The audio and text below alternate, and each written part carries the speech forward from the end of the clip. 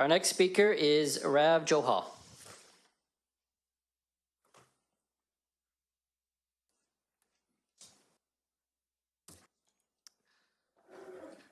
Good evening, Mayor and Council. Been spending a lot of time with you guys lately, it seems like. Thank you for taking the time to listen to all of us again tonight. My wife and I are the owner of 222 Fifth Avenue, which I think when I listen to one of my neighbors, it has the Heritage 70s vinyl siding. And I'm just here to speak about the HCA.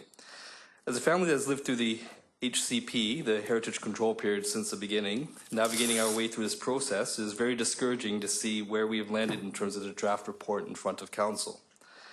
By protecting all homes based on age, for families such as ours, it is a major loss. We've gone through the heritage alteration permit process and have a home that has been deemed to have low heritage value. I want to briefly review the report from Development Services on December 5th when our heritage alteration permit was brought forward to Council. These are a few items that the esteemed technical review panel had to say about our home. Heritage value, low. I quote, "The architectural elements of the house have been heavily modified to a point where the house is no longer a good example of the era. No strong associations to historical figures, events, or social movements were found at this time. Overall, the heritage value is not substantive. Integrity of building, low. The original house has been highly modified. Many of the original features have been removed, which highly impacts the historical integrity of the style. Hazardous materials such as asbestos are present in the home.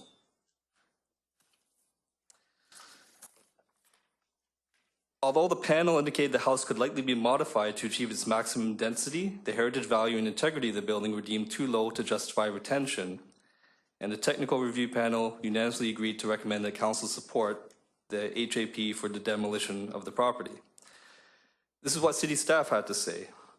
Overall, the house does not have a high level of historic integrity, and the heritage value of the house on its own is low. Staff recommends that the heritage alteration permit for demolition be issued. As we know, the permit was not approved, and one of the items that I want to speak to was the consideration of issuance that followed. A couple of things were mentioned. The first was it was indicated that it might be preferable to have a plan for a replacement house in place before demolition is considered. This was not made clear to us at the time. There's also a point about small developers may have made significant investments without knowing whether they are pursuing a course that would be approved by Council. I've never considered myself a small developer.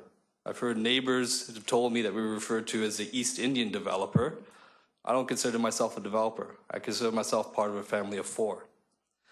So despite all this, we're sitting in limbo and the draft report doesn't show any recourse.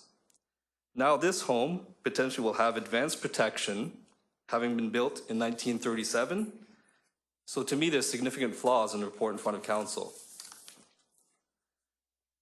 We're losing property rights. It's very restrictive, and a family like ours has already gone through the HAP, and it's already cost us at least $30,000 in rental fees, not to mention the loss of equity in a vacant, unlivable home.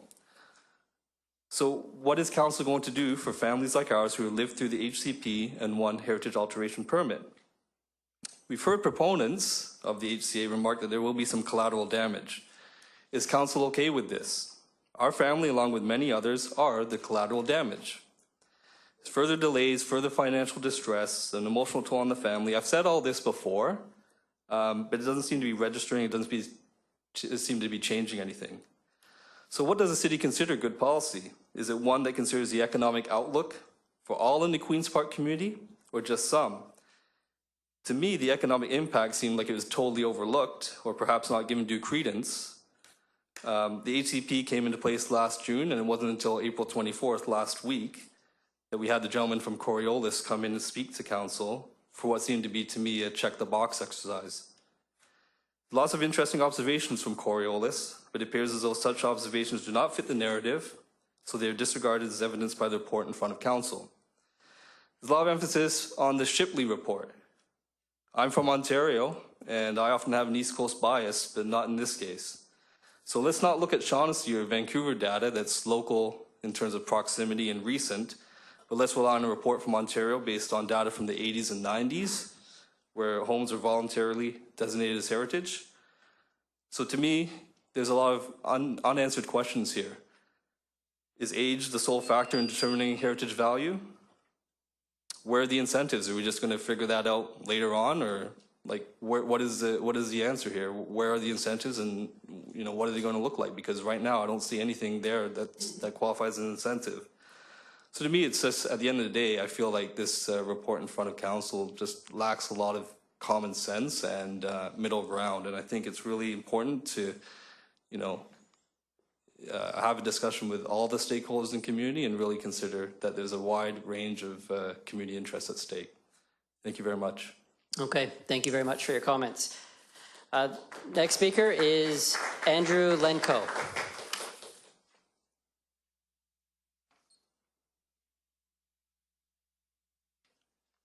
I'll speak into the mic this time, sorry. And from last to first, so I guess I was hoping to listen, but now I'm here, and I'm just going to bring forward my historical point. I think what we're doing here is creating a real division. I think there's been process that's put in play that's well committed to, but the concern about others that had their position presented and it should be what's put forward, I think is a bit inaccurate, because now we're seeing a real uprising of people with legitimate concerns. And I think I'm going to refer to the Monday meeting of last week when this representative from Correals came in.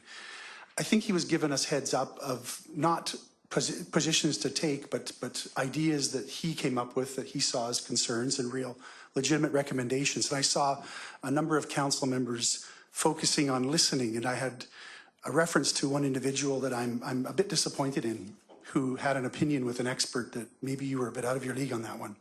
And I think you should go back and listen to your words and recognize that the bias was clearly on the table. Others spent a lot of energy to try and really listen. And Just to stop there, Sure. Obviously we really do want to hear from the community and the different sides, but I do want to caution any member of the public to point out any individuals around the council chambers in such a fashion, because I don't think that's fair. Fair enough. Yeah. I apologize. I can try and take it back, but I like the community. I want to be in the community. I think we're at risk here of creating a huge division that we're already starting to see, and my points are coming to fruition, and I'm really very concerned with how we go forward here. I like the idea of everybody having a voice, and right now, I don't think that's happening. So I was hoping to be at the end, but unfortunately I'm here, and I'm looking forward to hearing what everyone else has to say. Thank you. Okay, thanks very much. Our next speaker is Jillian Jameson.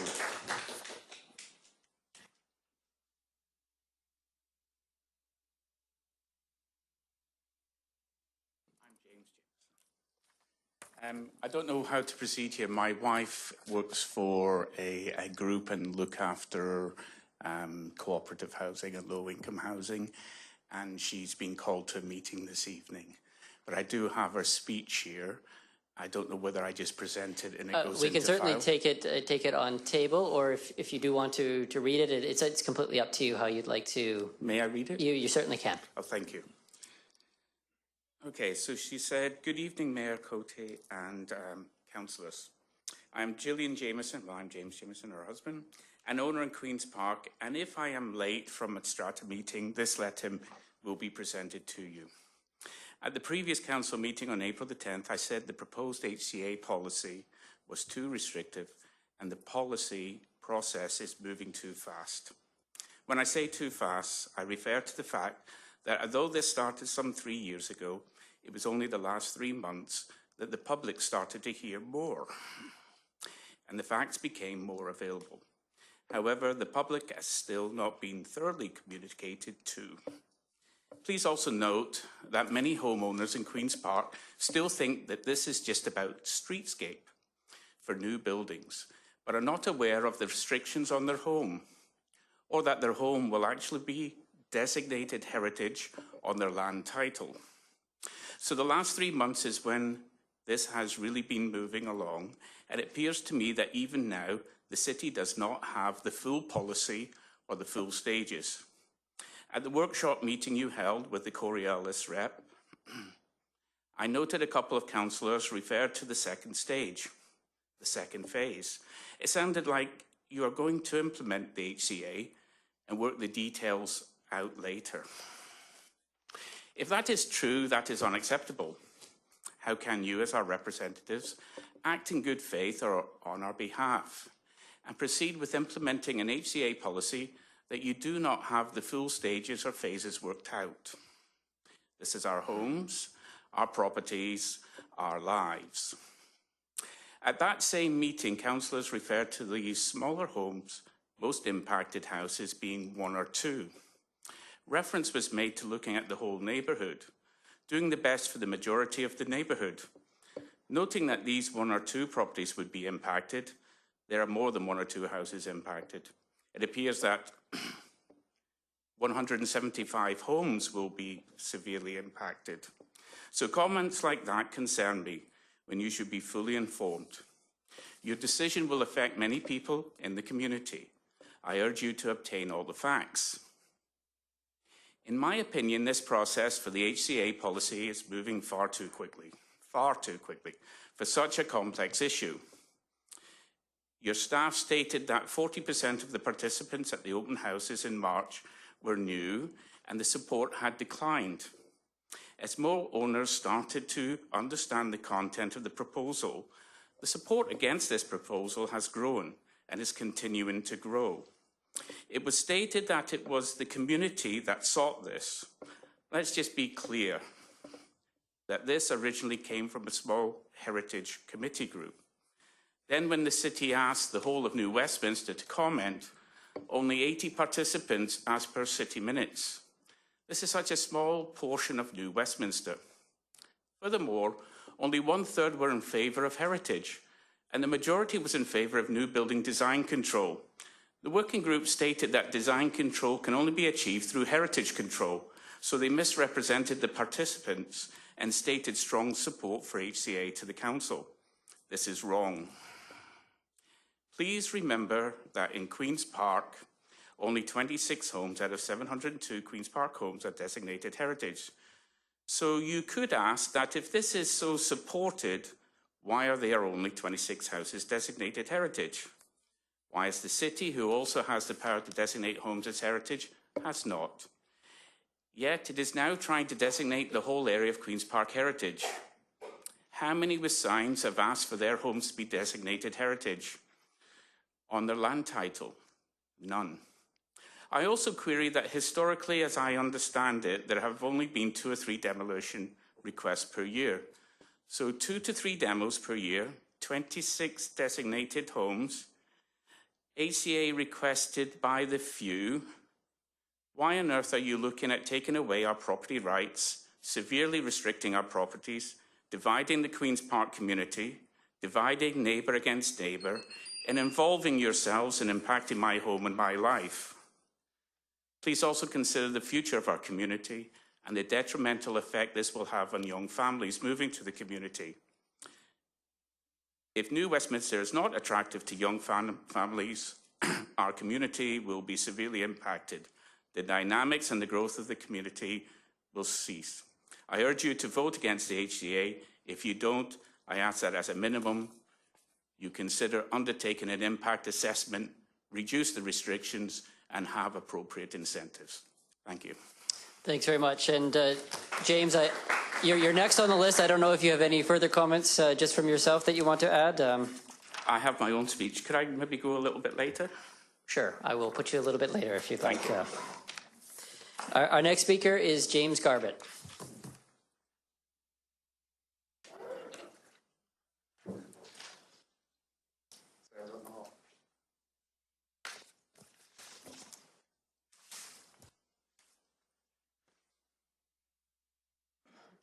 Hi, everyone. I've never done this before, so I'll give my best shot. I'm the owner of 328 2nd Street in New Westminster. I love the neighborhood, young family, looking to make it a long-term home. I'm not going to add to what what the last 2 speakers said, because I think they absolutely did an outstanding job. My personal situation for that particular lot is. Sorry, can you hear me okay? Is it going? Okay. So my personal situation with that particular lot is I got approval for demolition. And Well, I got approval to have the right for demolition. It's not through the entire process. I snuck in early before it was blocked. But my design of the home that I wanted to build didn't meet the guidelines. So the guidelines are put in place to maintain the identity of the neighborhood, which I absolutely love. I personally like the idea of some sort of heritage conservation and some sort of design guidelines to keep the neighborhood looking like it does. But my particular lot doesn't have a back lane, and it's an inside lot. And the design guidelines don't allow for attached garages from the front. So what the proposal is to make a narrow house with a long driveway and have a garage take over my backyard.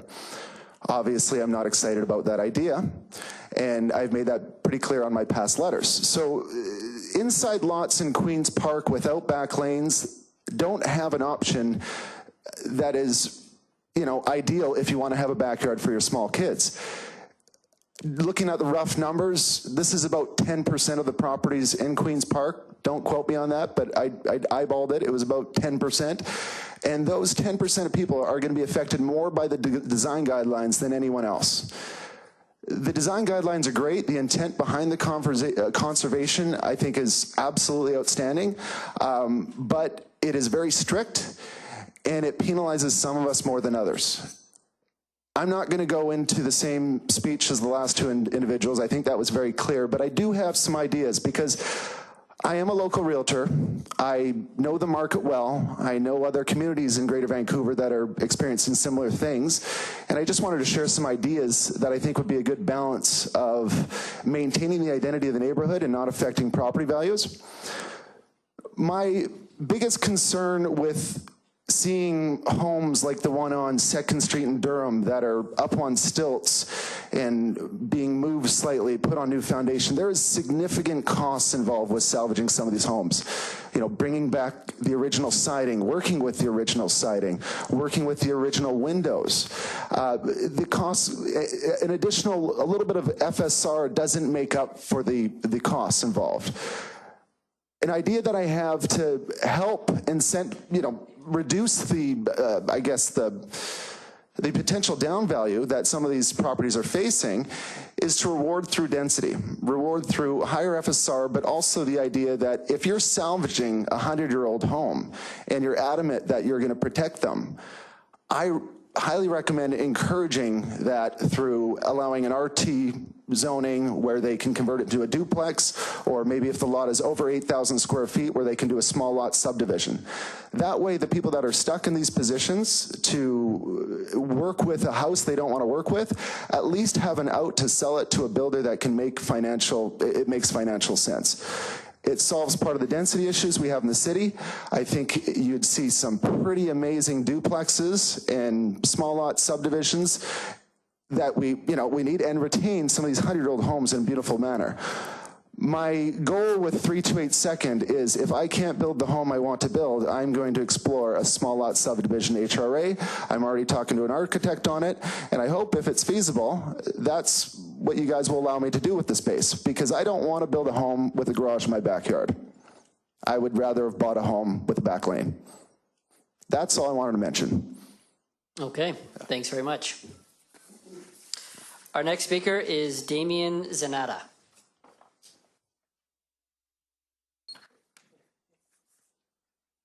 I had a PowerPoint. I'm not sure who runs that. Just have a seat. Okay, just hang it out. Great. Up top.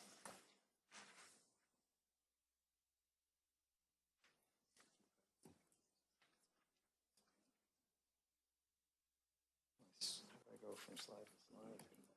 Oh, you're gonna have to roll this. Yeah, no, just a second.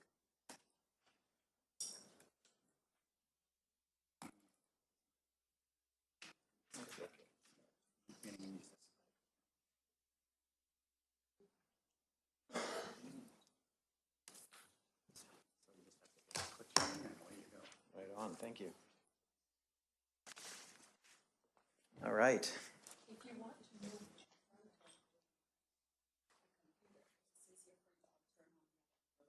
Oh, this is okay. You can choose whatever mic is best for you. So Don't worry, I can make this work. So thank you, Your Worship, council members, city staff for allowing me the opportunity to speak today. First off, I want to address a common misconception that many people have of those challenging the HCA policy. We all support heritage conservation, but we urge council to ensure that what is implemented is a cohesive policy that includes items such as clear, thoughtful design guidelines and incentives. On November 7th, 2016, our house on College Court was denied by council for demolition. We went through the process, CHC, technical review panel, council review, etc. Despite the fact that our house was described as having many of the original features replaced, which meant the integrity of the heritage component is low, it was deemed valuable. One of the main reasons provided to us by city staff was that the house contributed to a cohesive and unusual streetscape within the Queen's Park neighborhood. It should be noted that the technical review panel supported the demolition, but the Community Heritage Commission did not, which led council to decide unanimously to deny our application.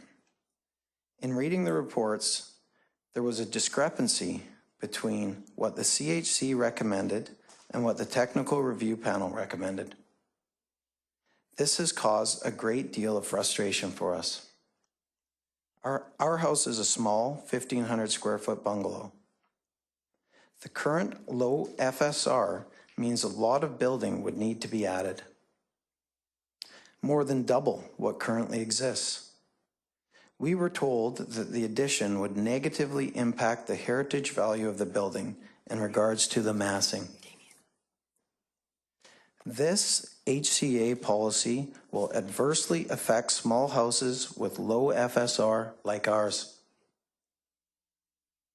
Those who have houses where the building is valued at less than 10 to 15% of the total property value, according to BC assessment, will be severely challenged. I want to take a moment to illustrate our challenge, which demonstrates some of the findings discussed at your last week's meeting by Jay Wollenberg of Coriolis.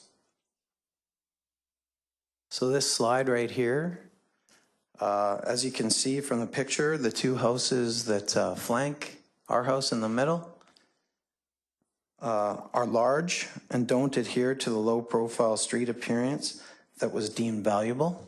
So we'll just skip those and move on to the next one. That's an overhead view of our house. You can see that there's not a lot of opportunity to go back to add square footage in the back. So if you go across the street, you start seeing houses that do match the exterior of our home. But what you don't see about these 5 houses from the street is the fact that these houses are double in size or greater in square footage to our house. Due to the slope of the land, our house is the only house that does not have a basement or cellar. So these are the comparables that have similar streetscape. 108 College Court is 4,262 square feet. 110 College Court is 4,688 square feet. 106 College Court is 2,324 feet. 104 College Court is 2,777 square feet. 109 College Court is 3,735 square feet. And 105 College Court is 1,520 square feet. You could fit many of my houses in these houses here.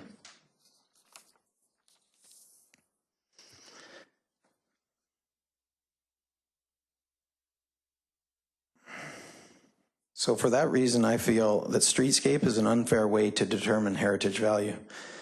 We submitted our application last June. It was reviewed by the CHC August 3rd, 2016, and was then reviewed by the technical review panel November 1st, 2016. And then we received our official letter stating the denial of our application November 9th, 2016. It took almost 6 months to go through the HAP process. 6 months. Just to see if we can get approval for a demolition. Through this new process, if we get approval, we wonder how long it will take to get our home design approved. Will it take up to a year or more when all is said and done? This is a big if, even if we can get approval. This is and will continue to bear a financial burden on us. I urge you to get this right. Protect the houses that should be protected and allow the ones that are not designated heritage homes an opportunity to move forward with concise design guidelines and direction from the city. In the interim, Council can use their already in-place tools in the Local Government Act to prevent true heritage homes from being demolished. This will serve many benefits. It will allow Council and staff to implement a cohesive HCA, including incentives. It will be able to preserve true heritage homes from being demolished. It will give some options to the few homeowners wishing to build in the interim that were caught up in this moratorium. It will save the expected doomsday implosion of Queen's Park by ensuring a complete HCA bylaw. Thank you very much. Thank you very much. Our next speaker is Ashley Gardina.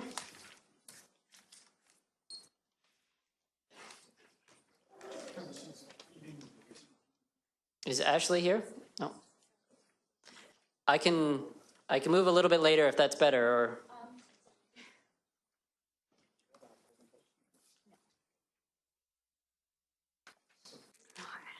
with you, unless he makes too much noise.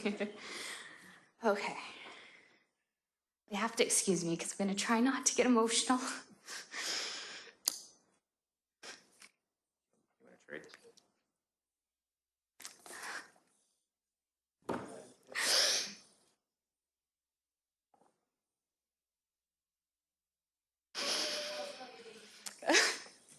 This is Remy. He's 3 weeks old.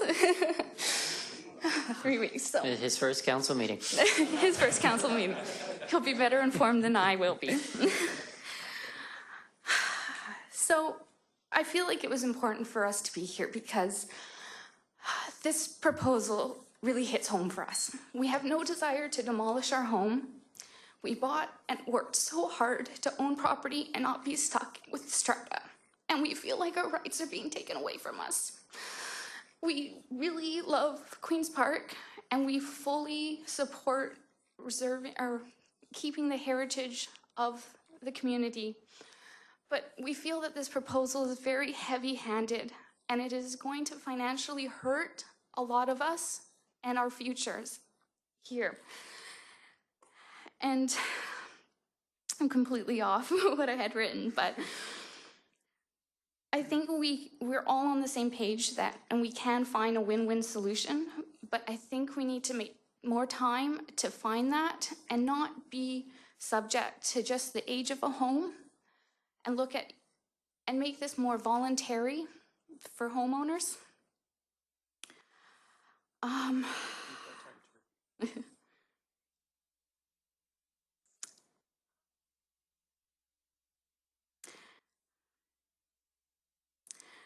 I do feel that it's hard because unfortunately I can stand here and talk about how this has affected us and going to affect us. I have written a letter, but I'm getting the feeling that it doesn't matter anymore. It feels like the decision is completely up to you and that I don't get a vote or a say, and that your minds are made up based on last Monday's meeting.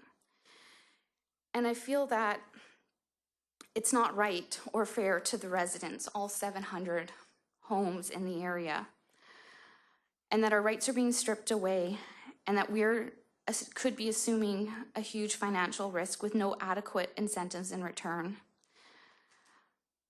And I don't want to waste anybody's time here either, but I did feel it was important because there's a lot of young families in the community that just don't have the time to come out and say how they feel or say that they are concerned. We've talked to our neighbors a lot in the last 2 weeks, and we were extremely shocked to hear how little everybody knew about what was going on and the implications that this would have on their home.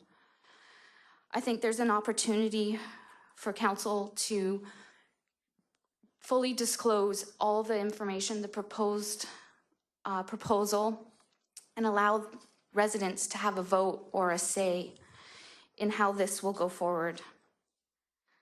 I hope I haven't reiterated a lot that my fellow neighbors have been saying here today, but I really hope you can hear what they have to say and consider how this truly will implement and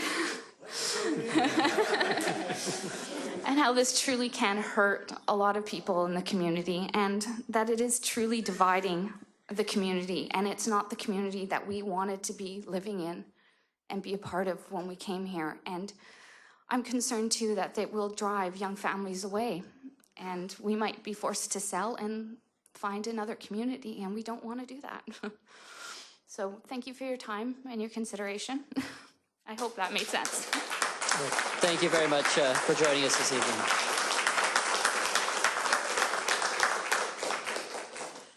Our next speaker is Paul Harding.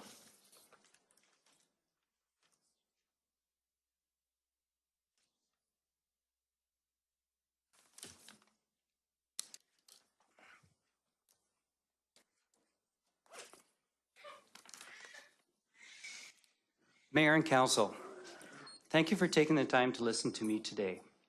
I'd like to start by saying that I support heritage protection, but not in the form that is currently being proposed. I hope that I'm wrong, but it seems counterintuitive that significant restrictions could be placed on homes with no reduction in value. I'd expect that there would be less demand for purchase of these homes, especially for the smaller ones. For example, a small house of, say, 1,500 square feet on a large lot might have a value of $1.3 million. Typically, purchasers who have over $1 million to spend on a home are looking for a larger home than 1,500 square feet. Will they buy a 1,500 square foot home if they're not sure if they will be able to either enlarge the existing home or demolish it and build new? And they won't know for certain until after they've purchased the home. That's a big risk to take, and I doubt many people are going to do it. Without those purchasers, these homes will become starter homes, basically homes for first-time homeowners. Are those types of purchasers going to have over $1 million to spend? Probably not, so the price will drop. Owners of larger homes will not have this same issue. However, real estate is often driven by perceived value. In other words, what the purchaser expects the future price to be. In the case of Queen's Park, if the purchaser sees some prices have fallen, it's likely they will hold off, either because they expect to get a better deal or are afraid they will purchase high and then see their investment lose value. So in the case of where the smaller homes lose value, the rest get tarred with the same brush. I get a sense that council does not believe that this will occur, that in fact the houses and properties will maintain their value. If you do think this way, I think you should ask yourself, what if I am wrong? What if council votes to proceed with the heritage plan and in fact house prices drop? What will be the impact? Now, I did a little bit of a quick ballpark analysis of this, and it's not very accurate, and I'm sure staff could do a much better job than me, but basically I took, as you know, I'm sure you all know, the Shaughnessy homes have dropped in value, some of the ones in the heritage area by about 15% on average. People have said that that's not a good comparison, and I agree. I think it actually will be worse for Queen's Park. But for the purposes of this evaluation, let's stick with 15%. Again, just a ballpark estimate, I assume 500 homes would be affected with an average value of $1.3 million. This gives a total value of those homes of $650 million. 15% of that is $97 million. Basically, $100 million is at risk. That's a pretty big number. As I said, it's a rough estimate, but staff could confirm it a little bit more. Do you really want to take that risk? If it goes wrong, it falls squarely on your shoulders.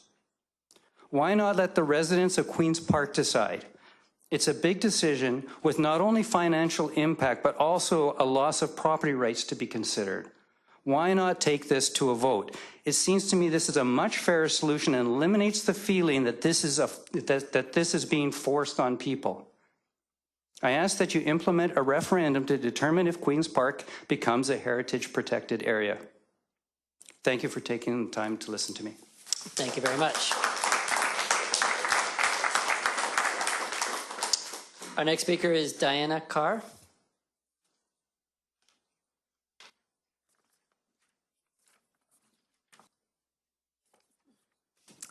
Mr. Mayor, councillors, thank you for listening to me tonight. The things I was going to talk about have already been covered, so I will eliminate a few of my notes and I'll end up being kind of short.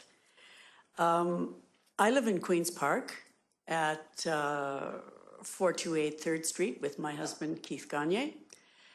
We own not only that beautiful home, but we also own the house next door, which is 424 3rd Street, which for the time being we have rented out.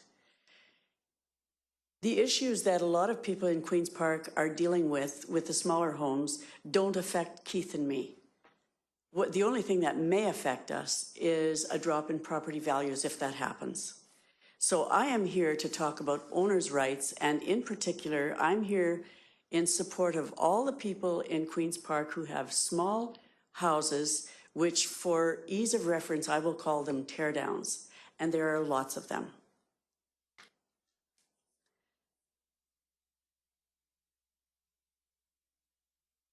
It upsets me that council may have the power to tell these people that they cannot tear their houses down. It's wrong, no matter how you look at it, it's just wrong.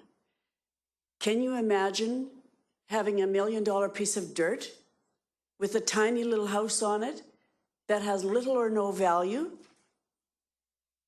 And you are going to tell them, too bad, so sad. You need to live with this, or you need to renovate it, and that's another whole story. Eventually, these people are going to want to sell their homes, their tiny little teardowns. Who's going to buy them? Are any of you going to buy that little house with that expensive dirt and this useless little house on it? I don't think so.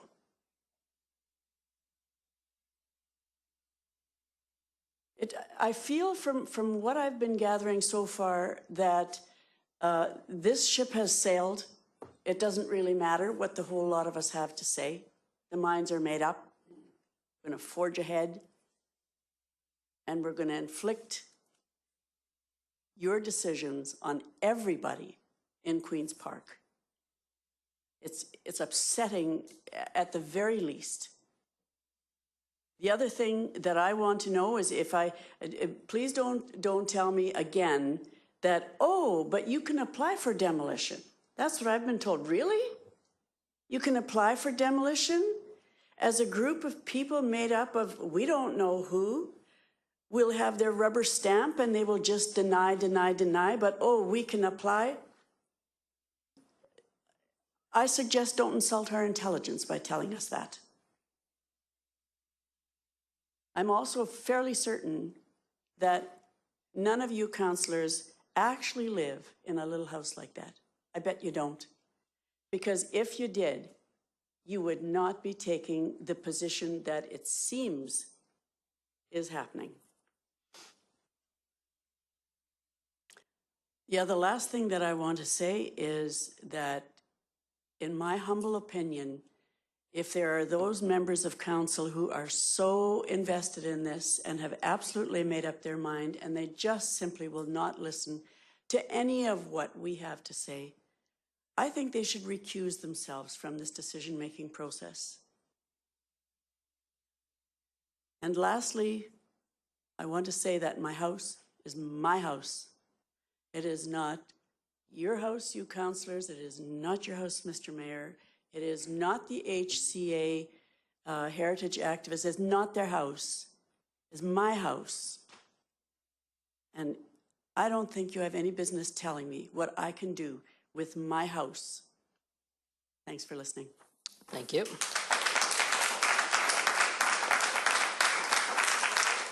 Our next speaker is Lauren Hill. Lauren Hill.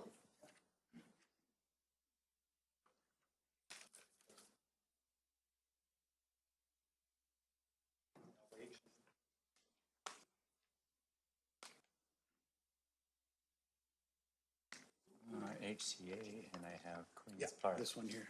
This one here? Yeah. Just make it big. And you're going to need to sit there.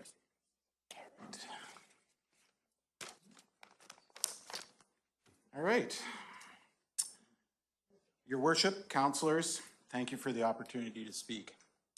We stand on the brink of bad policy that will hurt hundreds of families. We ask you to take a second look. Who are we? We own homes in Queen's Park. We all want to maintain the character of Queen's Park and avoid the big box invasion. That's why we're here.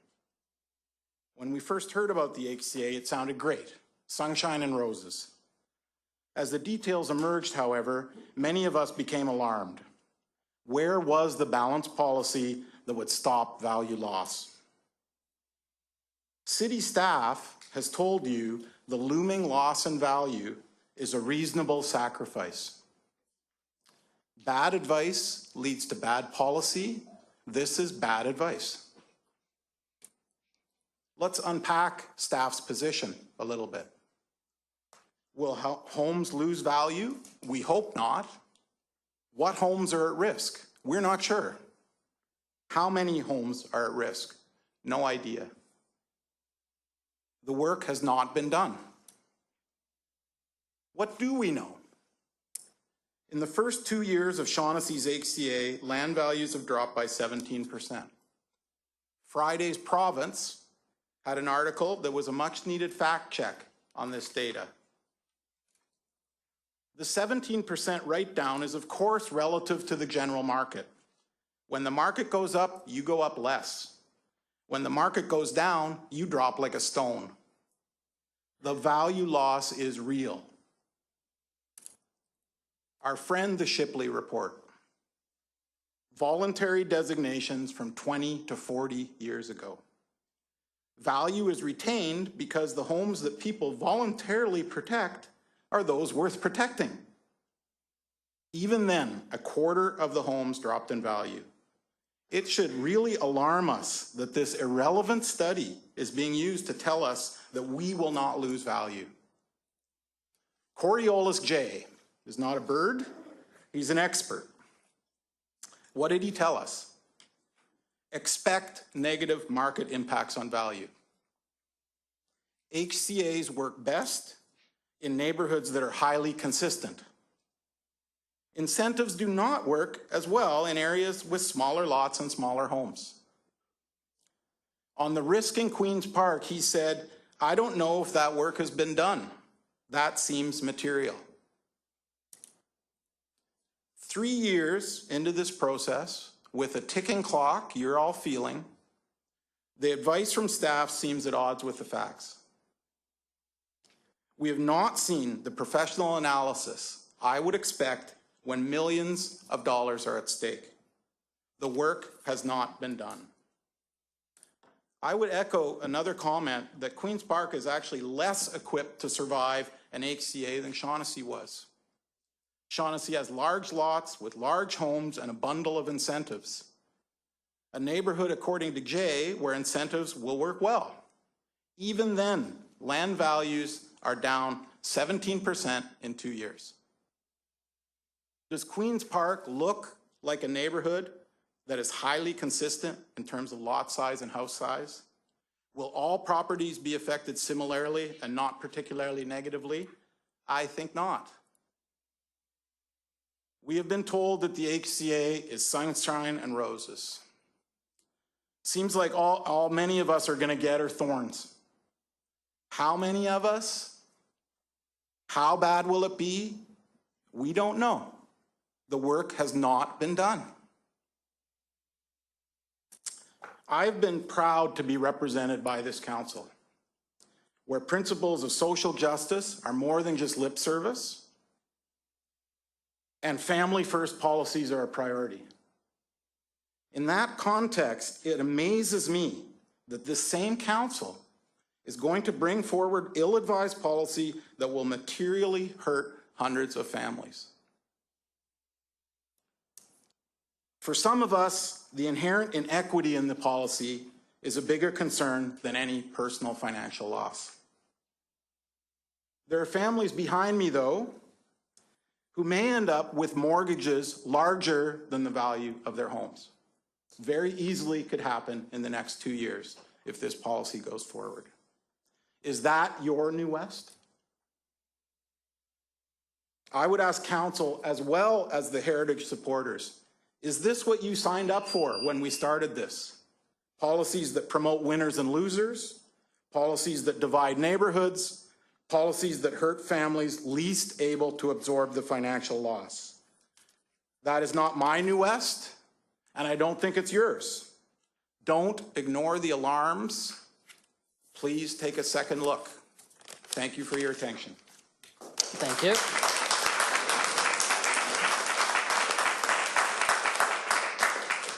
Our next speaker is Paul, and I'm Gardina.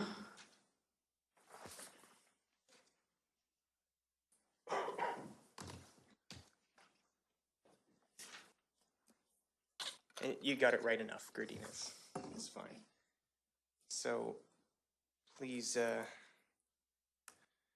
forgive me. I did write a more formal letter to council, and I trust since that I received a letter from the clerk that you guys have all received that. So today I'll try and speak on a few points that I've heard since I wrote that letter, and I'll try and speak from the heart. So forgive me, public speaking is not my forte. So to start, I don't want to be here tonight. You've met my family, a young family, 3 weeks. I'm self-employed. I really don't have time for this. We own our land. We own the house that we live in now.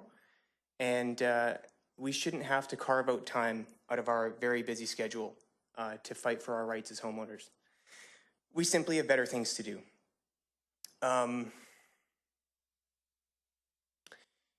You've already met Ashley. Both her and I were 31 years old. It takes considerable sacrifice for people of our age, with the amount of money we make, to be able to afford a piece of land anywhere, and especially in Queen's Park. Living in Queen's Park was our dream. We didn't think that would happen. We searched for houses for 1.5 years, and an opportunity fell in our lap when nobody else was looking just before Christmas. Now we own in Queen's Park. When that happened, we were overwhelmingly told by family and friends that it was a good investment. It doesn't seem like that's the case now. It certainly wasn't a strata, and it certainly seems like we might be giving up some rights that one would give up in a strata. But as far as I've read in these proposals so far, we're not being offered almost anything in return. I see nothing but risk, and I see no benefit to us whatsoever. Okay. Specifically our house, it was built in 1929, but it is not a good example of a 1929 craftsman house or anything like that. As far as I can tell, it has no historically significant value. It was renovated, the exterior was in the 80s by the previous owner. So as far as I can tell, it's far more of an 80s house than it is a 1920s house. Now, I've been able to review a portion of the proposal as it was released yesterday that cites specifically the advanced protection that our house would fall under. And specifically, we were told by any proponents of the HCA that we would have the opportunity to opt out or to change from advanced protection to another section if our house, doesn't fit the criteria. So we've learned now that to have the opportunity to apply, it will cost us nearly $5,000 as it's presently written. So as I understand it, we'll need to pay nearly $5,000 to regain just a portion of the rights and freedoms that every other homeowner in New Westminster currently has. Those are the same rights and freedoms that everybody else as homeowners in Queen's Park have had for the last 100+ years up until a year ago.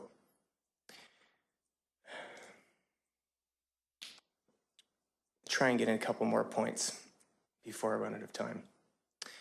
The unintended consequences of this HCA have been brought out far more eloquently by the previous speakers. Specifically, I'm concerned about the increased burden this puts on City Hall. I don't understand how this makes sense for the city. It seems like a gigantic layer of bureaucracy, and I just don't see how it takes a long time for a sidewalk to be fixed or a tree to be trimmed. How we can expect a proposal to have my front door painted or a fence changed when there are 700 homes in Queen's Park, which would make it the largest HCA in BC, which doesn't come to light very often. It's bigger than the Shaughnessy one. It doesn't seem reasonable to me that that process would be expedient. The property value issue. Again, it feels like we're taking on all of the risk and we're getting no benefit.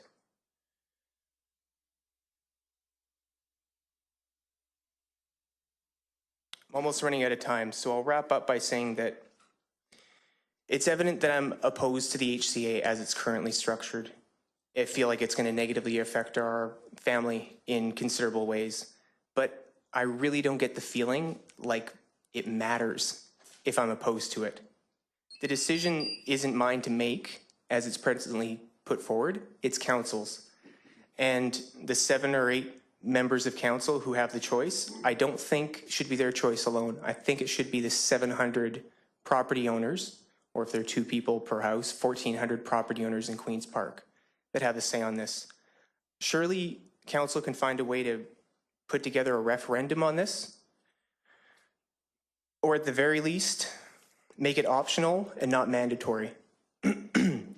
This process, as far as I've seen it, has been anything but democratic, and I feel that council has the power to change that. Thank you. Thank you very much. Our next speaker is Vince Unolowski.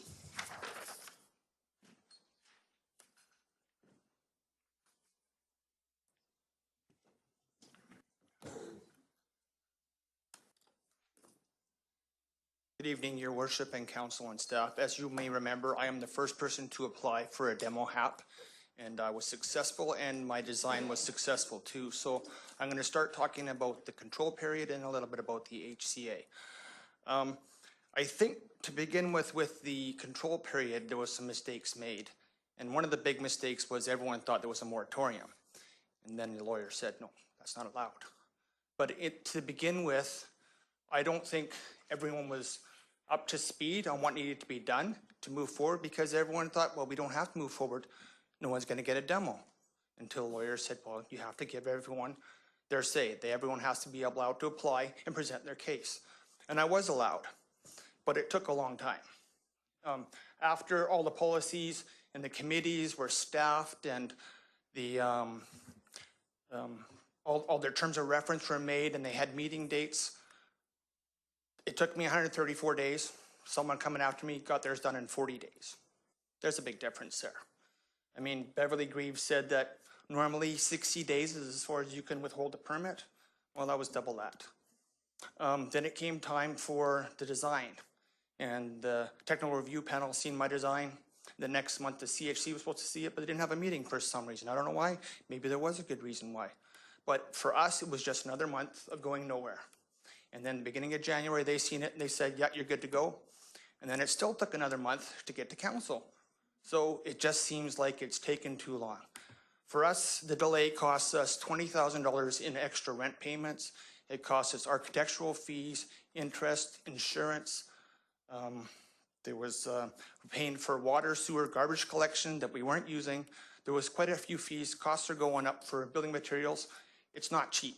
Our family can probably absorb these costs a lot more than the younger families, But still, there is a price to pay when you enact bylaws without doing the proper homework first. And that's what I want to urge you to do moving forward, is to take some more time, get it right. There's a lot of people going to be hurt. I was hurt. I mean, it's not just financial, it's emotional. There were many nights where we lied awake at night, not being able to sleep, because we don't know what's going on. We couldn't understand what is so special about our house. No one wanted to buy it. No one wanted to renovate it. We gave you 24 pictures. We gave you all kinds of information in that first email. Only some of it was released to the public, and I understand why, because I didn't want it to be public.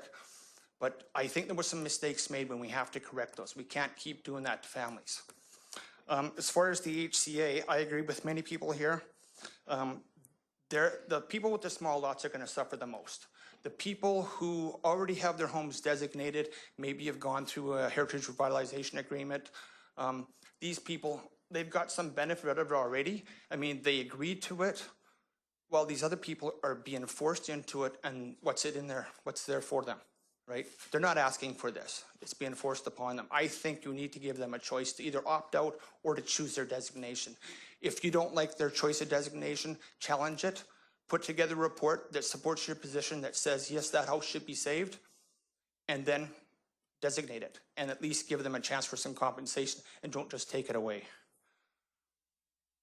A couple of things, the survey, all the information you're getting. I have trouble with some of it. I'll tell you, the very first open house I went to, but at the time I had a back injury and I could barely stand. So I quickly walked around the room. I did sign in, but I didn't participate. I did do the online survey. The second round I didn't participate in. I quickly looked through the online stuff, and then I wrote a letter because I couldn't fit my thoughts into 100 words. But I'm worried that you have people who are going to these open houses and they're making a choice, and then they're doing the online survey, and they're doing it again, and you're repeatedly counting people, when really it should be one person, one voice, one vote, right? I don't think that's fair. I'm also worried about all the special interest groups and the influence they're having on the process. I think tonight you're hearing that there's a lot of people in the community that have a voice that's not being heard. Maybe you need to sit down with them and talk to them a bit more, find out where they're coming from. Some things from the first round public consultation. The following was rated as 100% important by people: regional and local parks. Everyone loves Queen's Park. It's full of parks. It's a beautiful place, lots of green space. Landscape was rated 97% important. Same thing, all the trees, lots of space, great big boulevards. Formal street design, same idea. It's all the green space, it's all the space. Residential scale and setting, 86% said this is important, but only 59% said the history of the neighborhood is important. And this is supposed to be an HCA. I think there's a little disconnect there on what people want. I think it's mostly the view they're interested in. They like to look at nice old homes. When you walk down the street and you look at the siding on the house, can you tell if it's 1907 or 1997? If it's done well, you know there's some really nice houses in the city that are newer, but there's some that aren't so nice. And we don't always agree with the aesthetics, but I think you have to give these people a choice. Thank you. Thank you very much. Our next speaker is Maureen Arvan TTC.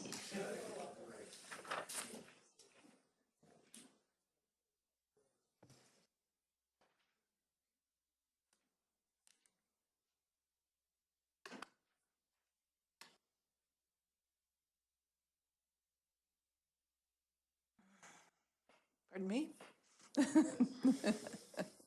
It's a contest, yes, I know. Okay, Mayor Cote, members of council, thank you. There's two items I wanted to speak on tonight. One is the gasworks. I know there's a demolition that's before you, and I know how difficult this is because it's a building that I think we all have wanted to see saved.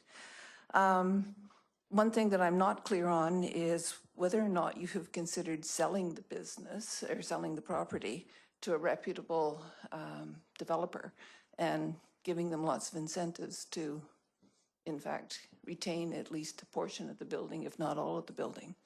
Because I know that the longer it stays, and I know it's not your building either, it belongs to the province, but I know that the longer it stays, the more likely it is it's just going to cave in and that'll be the end of it. So I'll put that out to you, but I do think it's important that before you actually do approve the demolition, that you do look at private interest as well as an option. The second point I wanted to point out to you was, contrary to the previous speakers, I am supportive of the HCA. It's been a very long time coming. I think I was pleased that the council could agree on moving forward with the demolition, with the HCA the last time around. I was a little disappointed, though, that you didn't take it to 1949, that you only took it to 1940, and I hope that you will consider that over the next little while.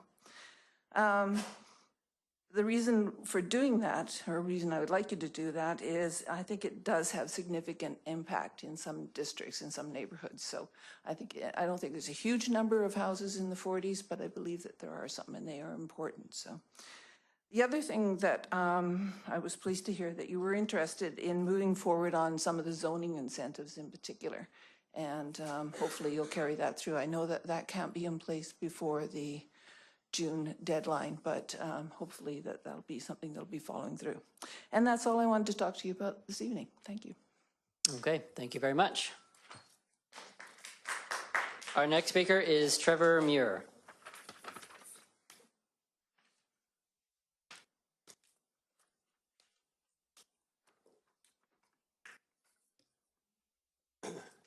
Thank you, Your Worship and Councillor, for allowing me a few minutes to describe our situation. In the late 90s, my wife and I in our mid-50s were looking at an area to retire in it, and New Westminster popped up. We toured around a variety of neighborhoods, and over the course of time, we decided that Queen's Park really fit our needs. So in the year 2000, we purchased our home on 108 Oakland Street, which is between 4th and 5th Avenue. It was a home that, while very small, suited our needs, and more importantly, we could afford it. So we bought it. It needed a lot of work. Much of it we were able to do ourselves, exterior and interior. And we also researched the history of our home. It began life in 1904. 40 years before we began our lives. And it was a 750 square foot prefab, one floor, into which they crammed 3 bedrooms, a kitchen, and a bathroom. Single male laborers were the tenants. Time passed. In the mid-50s, the home was raised, adding substantially more square footage. More owners later, an exterior wall was blown out, and a roof line dramatically altered, adding more square footage, making it more useful. All of these procedures were done with the permits required for electrical or gas or plumbing, but no hoops to jump through. We did some substantial renovations in the 17 years we lived there. And last year, now that we're retired and figuring we could have another 5 years left where a 2-leveled house would work for us, we decided to spend considerable money renovating the lower area, tens of thousands of dollars, knowing that it would give us another 5 years or so of much more enjoyable life in our home, but also we would recover some of those costs because we have increased the value of our home.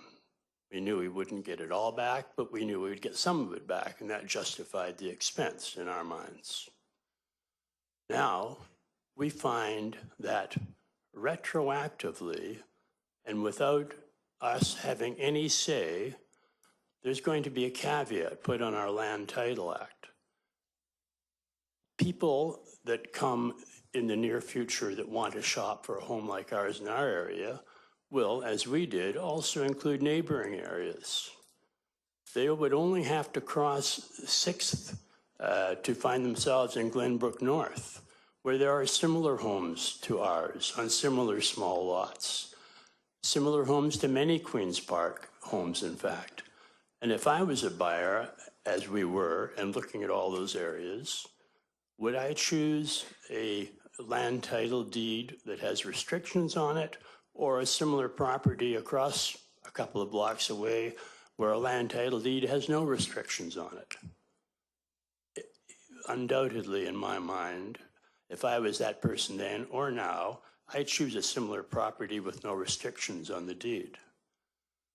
We are going to lose 10, 15% on our property when we sell it as to what we would have sold with a clean deed as it was when we bought it. We're so unhappy. When we talk to neighbors, and I walk through the park or ride my bike in the neighborhood daily, I talk to people that I've come to know, some who have these little white signs on their lawns, but who were led to believe that it was just to protect wonderful heritage homes. They had no idea what it will do to their property values. And when we have these conversations, they say, well, listen, we're going to be voting against that. Sadly, I have to tell them there is no vote. You just have to take it. They remain upset, very upset, as we are. And I would plead with council to give either the people a chance to vote on this issue, or at least to reconsider some other ways to deal with the proposals, because as it sits now, it is totally unfair, and it just breaks our heart. Thank you. Thank you very much. Our next speaker is Mark Fox.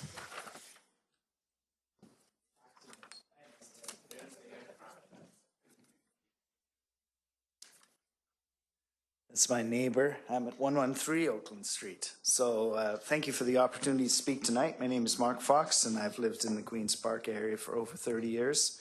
And I'm going to underline something and repeat stuff that I think is important to repeat. I want you to be clear that this is not a simple for and against HCA issue. Okay? Please don't make a decision based on so many letters in this pile and so many letters in this pile. Because most everyone here, those you might think are against it and for it, agrees that the Queen's Park heritage asset is worth conserving. What we hear tonight is, and have continued to, is to say we disagree on the details in the HCA as reflected in the draft design guidelines that just became current on the city's website of how that happens. So as I did the last time, you might remember, I was your intrepid reporter.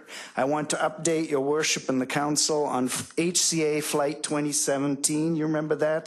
HCA Flight 2017, you know, believe it or not, is still taxiing towards the runway. The doors are locked. All of us, whether we know it or not, or whether we agreed to it or not, have been booked on this flight. And you might have forgotten it, but you were actually on the flight deck. One of you is probably the bartender, the navigator, the captain. And the last time we left flight HCA 2017, it was taxiing towards the runway, and I said that there were warning lights flashing, and I do want to thank you. You paused and paid attention to some of those warning lights. While we were stuck in the cabin, we actually observed you in your workshop. We saw you listening to an expert and saw the direction that you gave to staff and I have read the new detailed design guidelines. So I want to thank you for paying attention to those warning lights. But guess what? The warning lights are still flashing. And this time there's a message from the control tower to the flight deck. And you say, who on earth is the control tower? Well, it's the same group of people who've been booked on this flight. People like us. Now, some in the control tower, as you've heard, are saying, I hope we're going to hear some of the other side, because it's all on one side tonight so far. Some of us are saying, you know, the control tower says your flight plan that you filed for this flight is incomplete. You're unclear on the details of the destination, unclear about the real costs of this flight, and therefore unclear on what it's going to really be like when you land. Oh, and evidently there's a connecting flight we have to catch called HCA Incentives 2017. But details about that are not too clear either. When will it take off? What will it cost? Where is that planning to take us? Now, others on the control tower, on the flight, and even on the flight deck itself are saying, don't worry, be happy. I imagine some of you are humming a tune like this. Home, home on the HCA, where the deer and the antelope in Queen's Park play, where seldom is heard a discouraging word, and the skies are not cloudy all day, or something like that. Maybe you don't sing. So, old flight deck, not all of us are comfortable. You should do it in a blues fashion, Councillor Barkmeyer. Not all of us are comfortable going into these known unknowns, humming this tune to comfort us. But you say to us, we have a fixed takeoff time of June this year, and if we don't get this puppy in the air, the world as we know it will come crashing down. As people have said, I don't think that's true. You have options. You do have outs. You already have in that toolbox on the flight deck tools. You can designate properties that are in danger of demolition. The report mentions on average 2 to 3 a year. Maybe, as you've heard, ask those impacted if they actually want some sort of heritage designation attached to their land title, as outlined in Section 614, Section 5A of the Local Government Act. And I know you are smart enough between you and the staff to come up with other mechanisms to give yourself some breathing room. So this humble reporter beseeches you. Don't you love that heritage-sounding word, beseech? I beseech you to taxi back to the gate, as you did last time. You've done it once. And we got a better HCA proposal. Do it again. Taxi back to the gate. Stretch your legs. Get some fresh oxygen. Take time to get this HCA right. Taking off is relatively easy. Getting the landing right is much harder. All of us want a safe and enjoyable flight where we know exactly where we're going, more or less, what it will cost, and what it might be like when we get there. What it's really like on the ground. Is that too much to ask? Thank you. Thank you very much, Mark.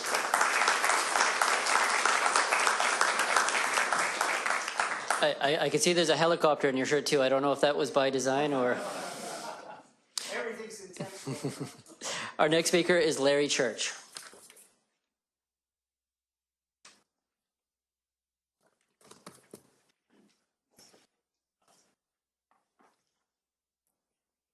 It's a tough act to follow. Good evening, Your Worship and councillors.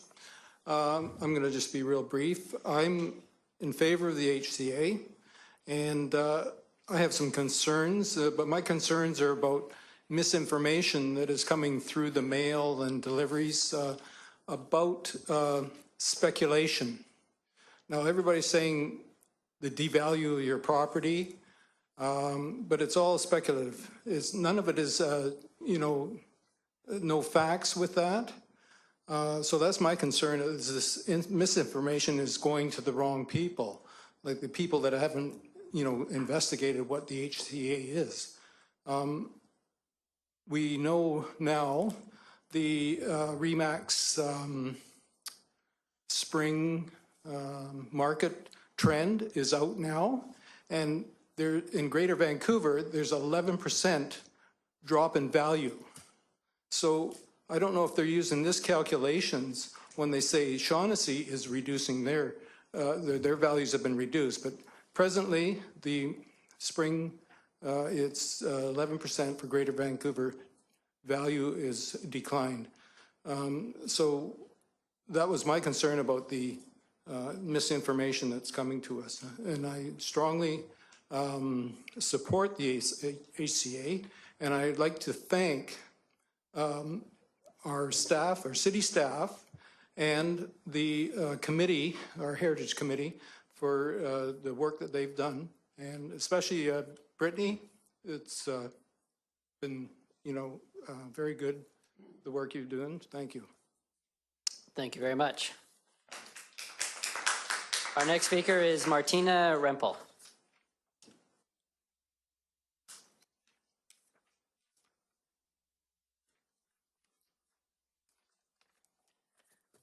Good evening, Mayor and councillors. I have no song and dance. I have no plane ride. I am an owner in Queen's Park. I'm happy to be here now for 17 years. I just wanted to make a couple of points. My house, 1931, there were 3 other offers on the day that we made our offer. Ours was not the highest, I found out later on. But because we had approached them saying we want to preserve the house and we were buying from the original owners, that we were granted the opportunity to purchase this home with the understanding that when we did our renovations, which we lived there for about 5 years, that they could come back to see it. And unfortunately, the original owner had passed away, but her sons came and they were thrilled with what we had done. As you had seen from the original plans, the streetscape, the front of the house, the sides retain the original heritage values. What I have a problem with is people wanting to move to Queen's Park. I mean, our first house, we were in Glenbrook North. We paid $225,000 for basically a diarrhea brown house. We didn't have the money to really renovate it or do anything. But we made the decision, we got into the market, it was affordable, and we were happy. If people are still able to afford a home in Queen's Park, there are young buyers moving in. Houses don't necessarily have to be renovated. They don't have to be made larger. If you can, great. If you can't, that works for you, but it also gives a certain level of value for young home buyers. For example, the little Victorian house next to me, 1894, was just purchased by a young family relocating from the Commercial Drive area who love heritage and are moving in with young twin boys. So there are young buyers. I mean, I've read reports where they're saying it's you know, old people in Queen's Park, gray hair, just looking for heritage preservation. Well, these are the reasons we live in Queen's Park. We like the streetscape, we like the heritage homes, it's a community, and it's a neighborhood. I'd like to point out, and for example, Derek Thornhill, who I noted is against the HCA, when he advertises his listings, enjoy evening walks through one of the province's most beautiful heritage neighborhoods.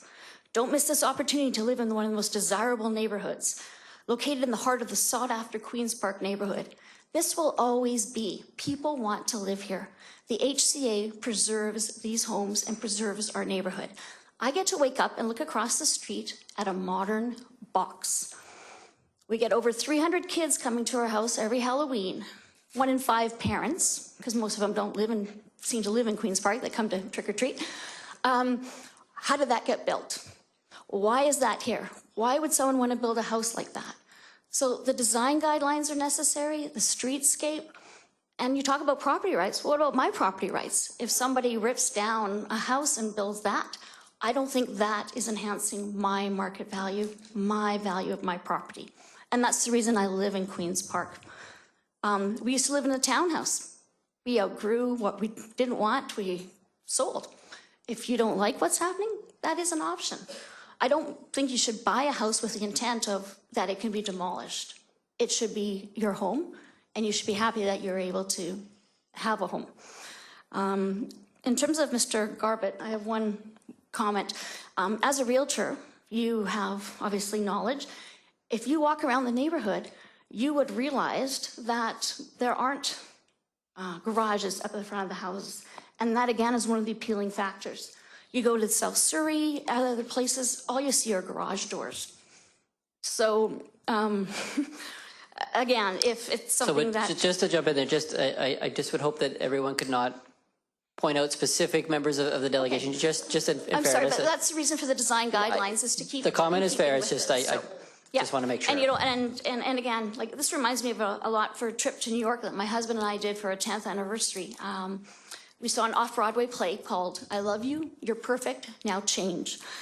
And I feel that's what a lot of people are thinking. They want to move into Queen's Park. We love the homes. We love everything.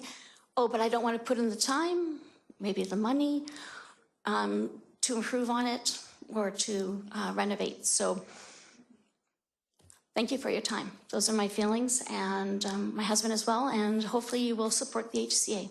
Thank you. Thank you very much. Our next speaker is May Davison.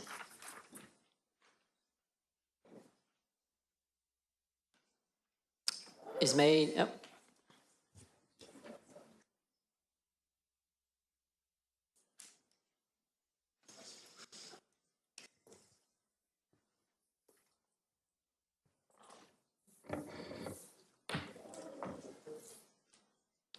Your Worship, councillors, thank you for the opportunity to speak and your continued service. To tell you the truth, I've been learning way too much about HCAs in the past few months. In the course of my research, I've read the Cummings case. That's the case where Shaughnessy owners sued Vancouver over the HCA. In that case, Madam Justice Fitzpatrick decided that the HCA bylaws as adopted by Vancouver were legal. This fact has been referred to many times by staff in New West. But what staff did not mention, and it only became clear to me as I started looking over the entire consultation process in New West, is that Vancouver did a far superior job compared to what the staff in New West has done. There are at least a couple of things Vancouver did that New West did not do. For one, Vancouver retained proper experts. Vancouver commissioned the Luxon report and the Coriolis report early on in their consultation process. The Luxon report researched each parcel of land and provided a conclusive research profile for each property. The Coriolis report analyzed property value impacts in the event of implementation of the HCA. Basically, Vancouver did their homework. They hired experts to study the actual area and give expert opinions. New West did not. Instead of hiring experts to research the houses in Queen's Park, staff has been quoting outdated and irrelevant studies, like the Shipley report from decades ago in Ontario. If New West had hired experts, we wouldn't have wasted so much time arguing about property values. Second, Vancouver provided unbiased and complete information to stakeholders. In Vancouver, the Luxon and Coriolis reports were done before public hearings. The results of these reports were provided early on at their public hearings. In contrast, New West gave biased and partial information to the public from the start. Here's an example. A display board at the first consultation in New West stated, this is in quotes, "Why is a conservation area good for the neighborhood?" One of the answers was, in quotes again, "Rumor has it that heritage protection reduces property value, whereas numerous studies across Canada have shown the opposite." And that's with 2 double exclamation marks. Unfortunately, as studies from Coriolis and BC assessments have shown, that is simply not true. In fact, staff's failure to provide a complete and unbiased report extends to information they have provided to yourselves. Here's an example. Staff's report on the survey results from the first consultation. A total of 106 people from who knows where attended round 1. Staff advised in a report to you that 76% of those people supported establishing an HCA. 76% of 106 people is 80 people. Even if every one of those 80 people were individual Queen's Park's homeowners, that would be 80 out of 702 homes. That's only 11% of Queen's Park's owners in support. So for staff to say that, quote again, "The feedback generally supports establishing some type of conservation area," is a misrepresentation of the data. Unfortunately, there are many other shortcomings with the consultation process. I don't have time to get into all of them. My point is that I'm very concerned what these shortcomings mean.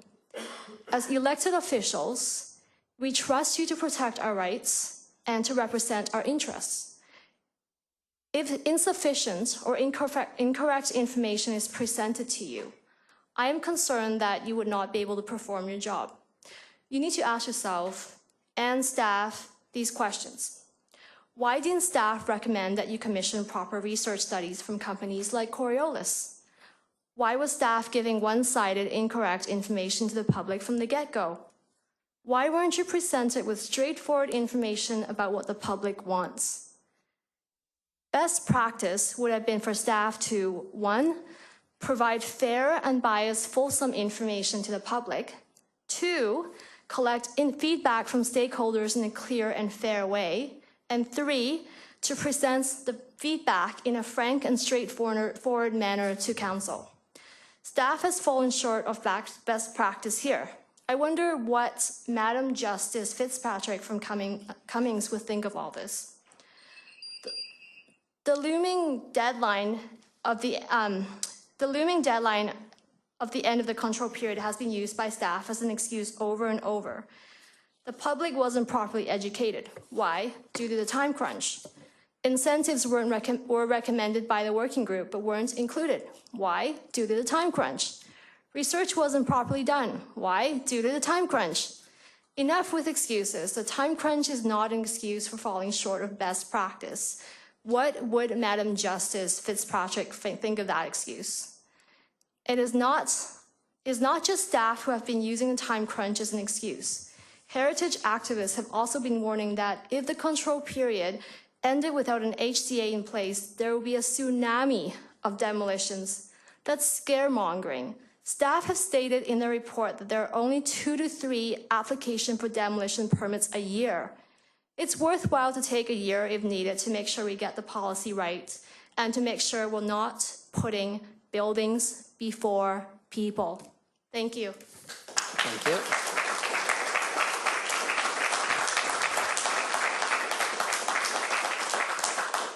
So we're going to return to James Jameson.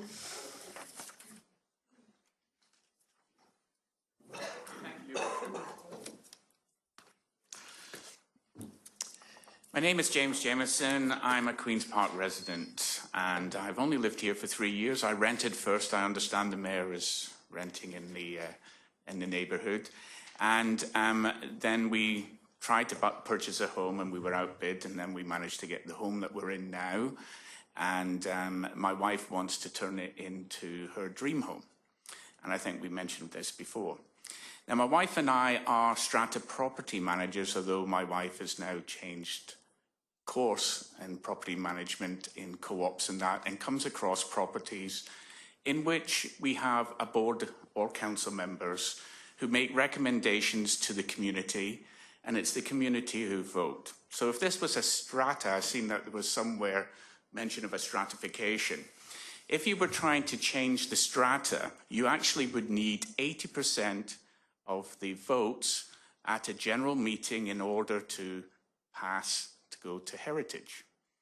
In this case here, we're relying on the council to do the vote on our behalf based on the information that they are given from the staff within the city.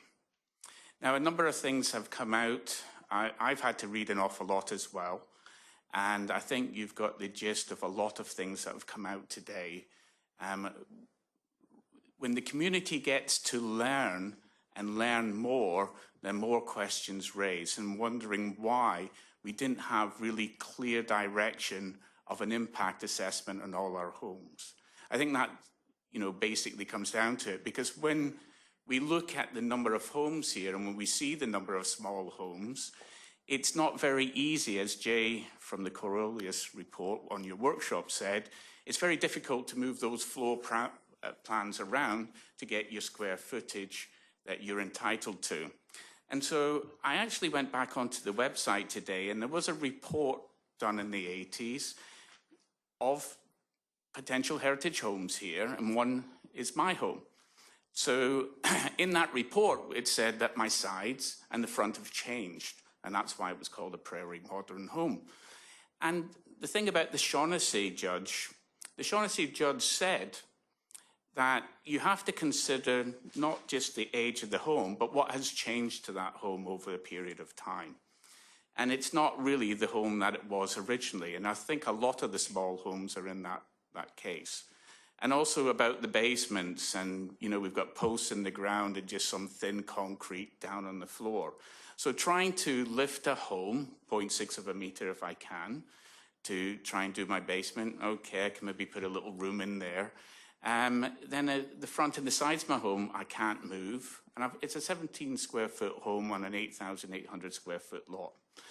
And I've got a height restriction. Okay, I can go out the back. Well, does that mean I have to go to Elgin Street with my house to make it work? So now I've got this barn of a house.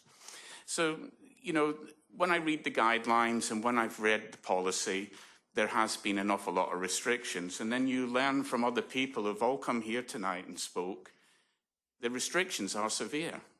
I went to the meeting with my wife in, I think it was November 2015, where they did a vote of the people there who wanted heritage, and about 30% people wanted heritage. A lot of people knew that if you made your home heritage, it has a negative impact. How many people want to have some design controls so that we can keep the homes in that neighborhood? And I think everybody put their hands up. That's what we want. So then what was said was, well, you can't have them separated from each other. They all have to be together. And that's what came forward here to you as a council as the strong support, when in reality, people don't want to have heritage on their title. And I think you would have had a lot more people here tonight as people are learning about what happens under the Local Government Act. 30 days after you pass this policy on June the 13th or whatever, you're going to do this blanket onto everybody's land titles. It's still not clear whether it's just the advanced level that's going to have that on their title, or if it's going to be both. And I'm still trying to tear myself apart on what's written in the policy as well. Now, when you say you can put an application in and spend all these thousands of dollars to put applications in, there's actually in your policy that the staff will not accept it. And would just, so we paid this money to put an application forward, and I refer mainly just to that opt-out section, that basically you will not be able to proceed with that application. Then we have to go to the council and say, well, the staff have taken that application away. So I think what I've heard tonight, there's a lot of people who are very, very concerned that this has been expedited in a way and it has not engaged the community. And maybe I should just refer, I did read your sort of council member guidelines and ethics, and I think the QC who wrote it, I think if you as a council went back and read the very first paragraph of that document, I think somewhere in there, if I read it right, it says that you shouldn't expedite policy in if you're unsure. And I've got a sneaky feeling after watching the workshop, a lot of council members were unsure. And if you're unsure, you cannot vote an HCA policy through now. You should look at letting the period lapse and develop a policy over the next year with the help of the community, and that everybody can enjoy moving forward in Queen's Park. It is historic Queen's Park. It's never going to change. Thank you. Thank you very much. Our next speaker is Janice Robinson.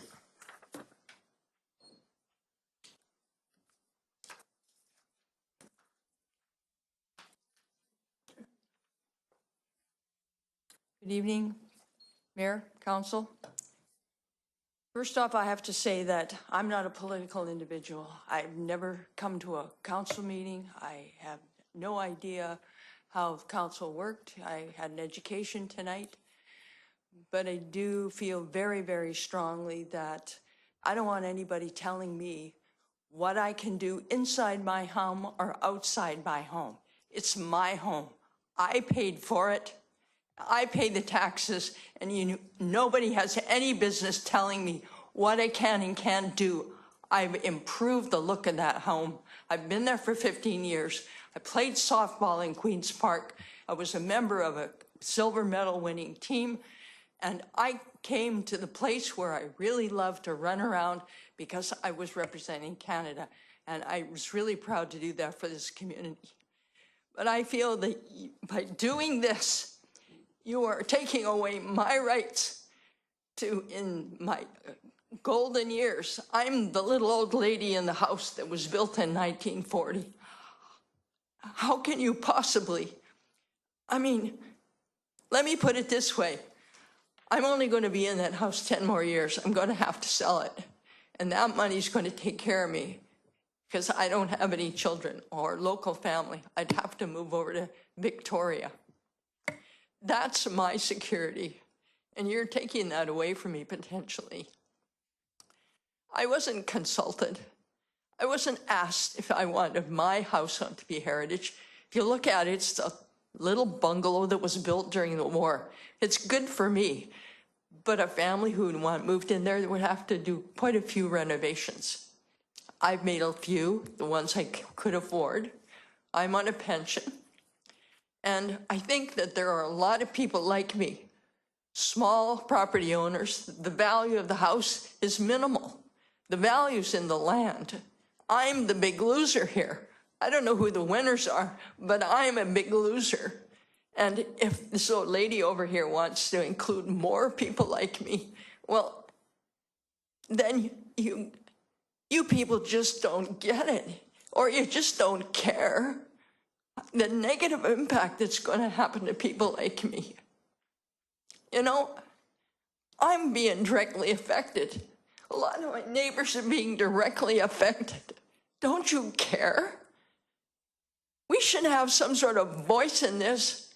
Do you live in Queen's Park? Do you?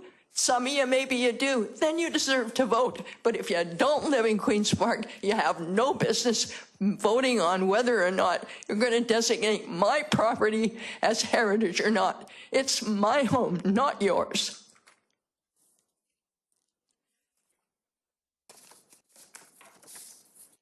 And that was from the heart.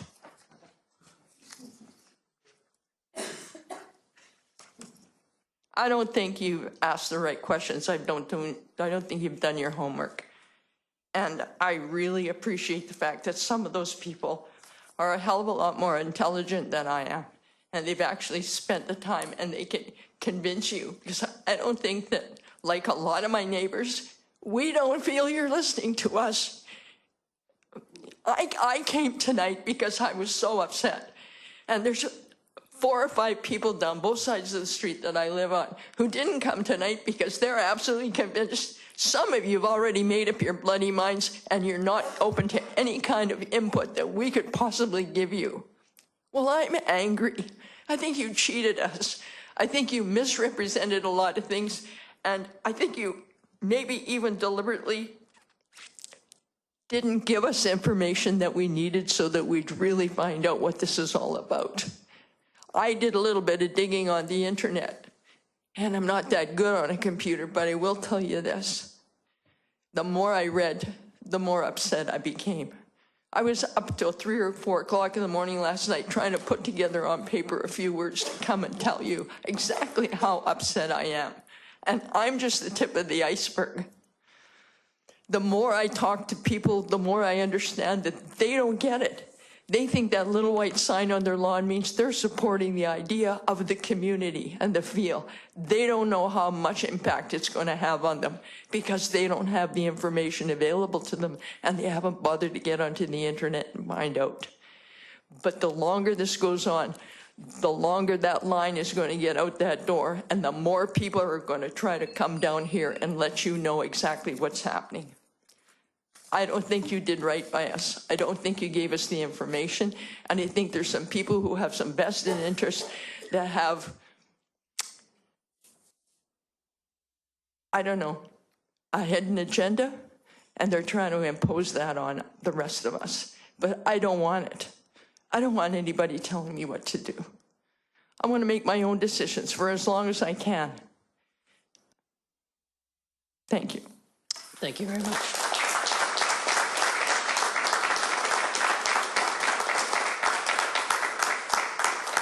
Our next speaker is Sheila Harris.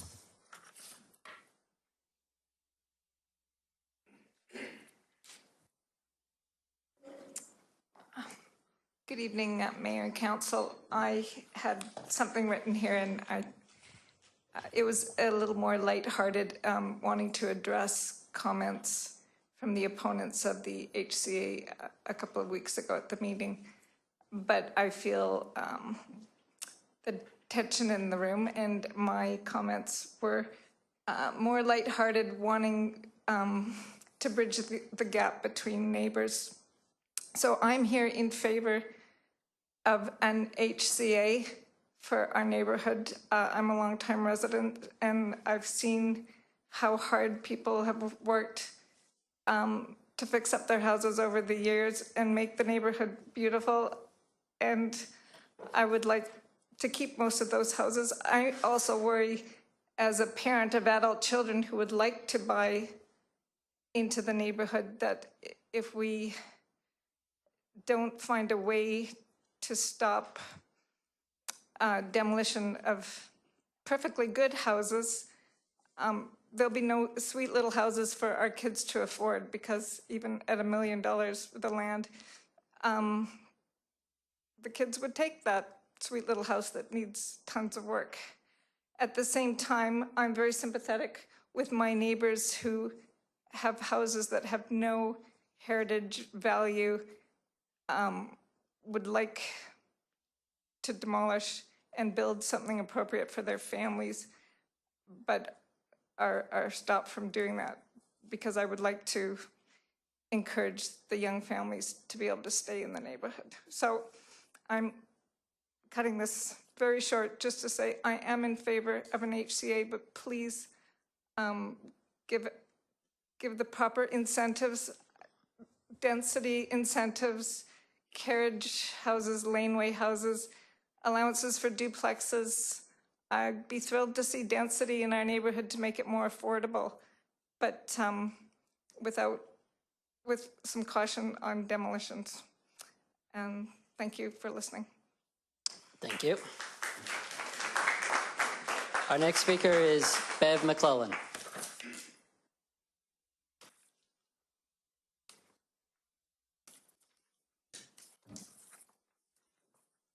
Good evening, Mayor and Council. My name is Bev McClellan. I reside at 220 Queens Avenue. In the last few weeks, I have placed "We Support Heritage" conservation signs throughout the Queens Park neighborhood. Along the way, I've had many conversations with residents and non-residents about what a heritage conservation HCA is, and there are some concerns and questions. The main topics and facts that arise frequently include the following. We cannot have a mandatory design guidelines without an HCA. There have been voluntary design guidelines in effect since 1999, and they have not worked. If we don't get an HCA by June 17, 2017, we cannot try again for another 10 years. And I don't think a lot of people realize that. It will be too late to save our neighborhood and the history for the next generation. A designation of a house includes the entire structure and is voluntary, but will not protect your neighborhood or streetscape or surrounding homes, and it's very confusing to everybody, the difference. An HCA will only protect the facade and sides. It will not affect your paint color or the color you want to paint your front door. A heritage application permit will only be required for extensive work to the exterior. The interior is completely left to the homeowner's taste. The Heritage Study Group was actually formed at the request of council long before I ever got involved in this, 3 years ago when the Wellwood Cottage was demolished. Of the group of 12, 2 are from the New Westminster Heritage Preservation Society, 2 are from the Queen's Park Residents Association, and their 8 other concerned neighbors include business owners, architect, and a real estate agent. They have been working for 3 years, and during the 3 years, they have consulted with BC Assessment, Vancouver City Planning, lawyers, Don Luxton, the project consultant for Shaughnessy HCA, and numerous New Westminster residents.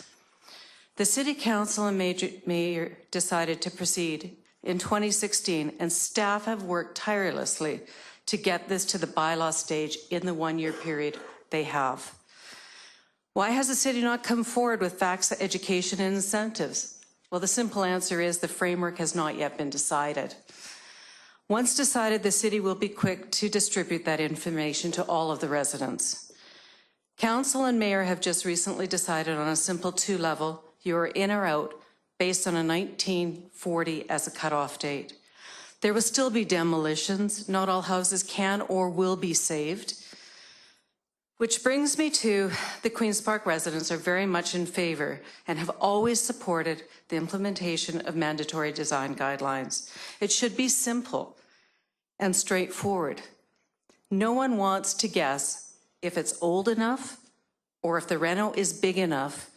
Blanket everything old to new with design guidelines and keep it simple. And I'd like to close with that 104 College Court was listed, I think a week and a half ago, sold over assessed value, and significantly over the asking price. The HCA has not scared off most residents. Thank you. Thank you. Next speaker is Doreen Hill.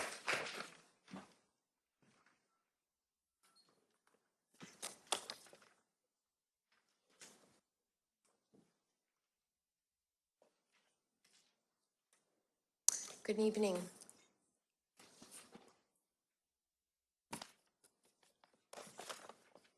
Thank you very much for allowing me the opportunity to speak. This evening you have heard from many Queen's Park homeowners. I too am one of those homeowners, and I want to tell you my story. I have lived in Queen's Park for the past 15 years. I own a business in New West. I have raised my family here in New West, and I shop in New West. I am fortunate enough, okay, thank you. I am fortunate enough to be able to walk to work every day, and I always enjoy looking at all of the wonderful character homes that are in my neighborhood. I too want to protect the feel and the flavor of our city. However, I own a very old home. My home is one of the original homes that was built in 1892. You would never know that my home is as old as it is because the facade has been changed many times. My home, as much as I love it and as much as we have renovated it, it is not a grand home, nor does it have the look of heritage. My home does not have the grand woodwork or aesthetics of the era.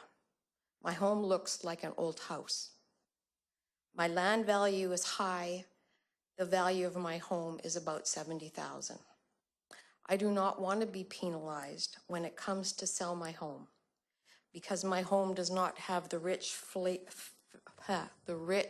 feel of heritage.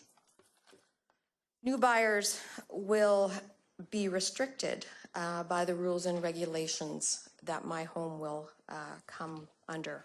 I could potentially lose hundreds of thousands of dollars, and this will affect my lifestyle and my future. Please reconsider. Thank you. Thank you very much. The next speaker is Kyle Davison.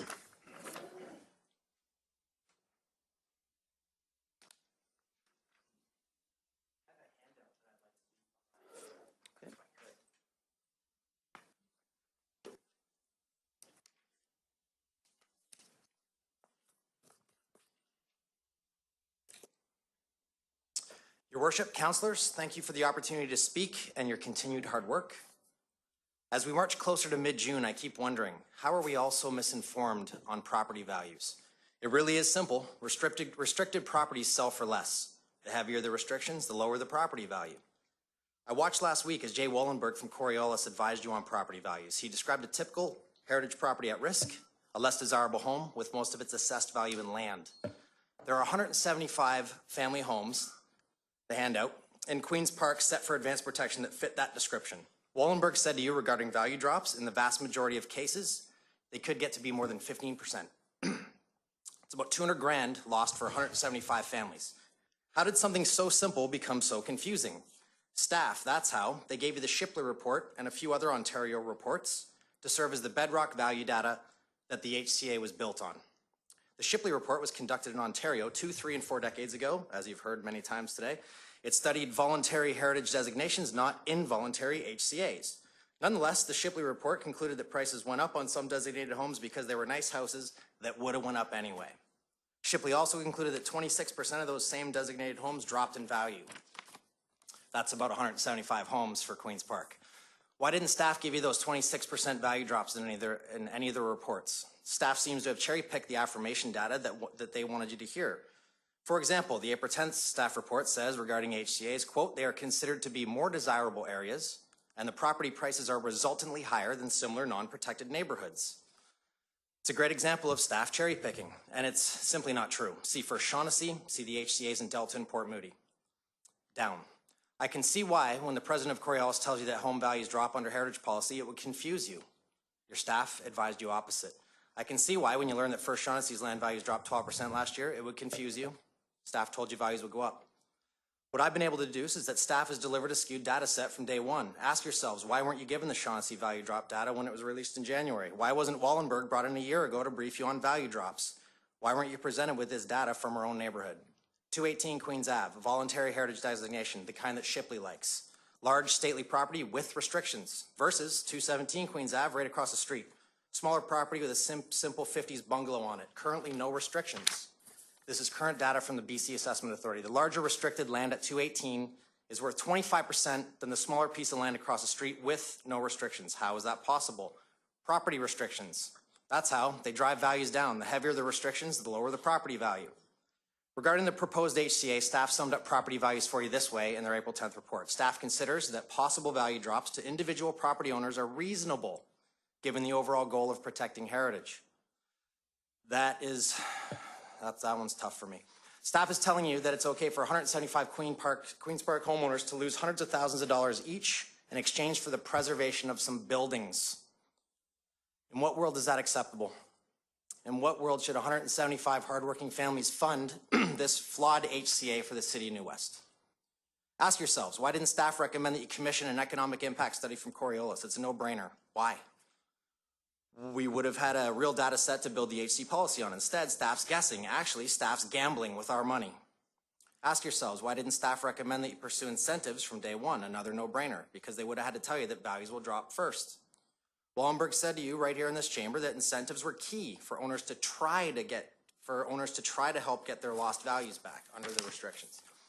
Your worship, councillors, what you've ended up with is a deeply flawed HCA policy that was built on a half-baked data set and cherry-picked affirmations. From here, your yes vote punishes 175 families to the tune of 200 grand each, and it divides Queens Park into 3 economic zones: the status quo, the losers, and the lottery winners. The status quo are the approximately 300 desirable advanced protection homes. Per Shipley, these are nice heritage homes that will maintain their values with or without preservation policy. The losers are the approximately 175 less desirable advanced protection homes. Most of the value is in land. Per Wallenberg, many of these properties will see value drops of more than 15%. Staff considered these families collateral damage. Do you? The lottery winners. This is crazy. The lottery winners are the approximately 200 limited protection homes. The free market will love these properties. These homes will be showered with value increases. You're king-making with this policy. Are you prepared for that kind of ugly inequality in Queens Park? How does buildings over families sound to you? I think it has a terrible ring to it. Your staff has cornered you. Vote yes, and your legacy becomes, whether you want it or not, buildings over families. You owe it to yourselves to understand what you're voting on.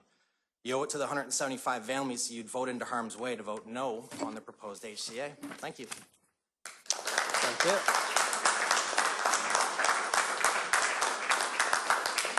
The next speaker is Joanne Matson.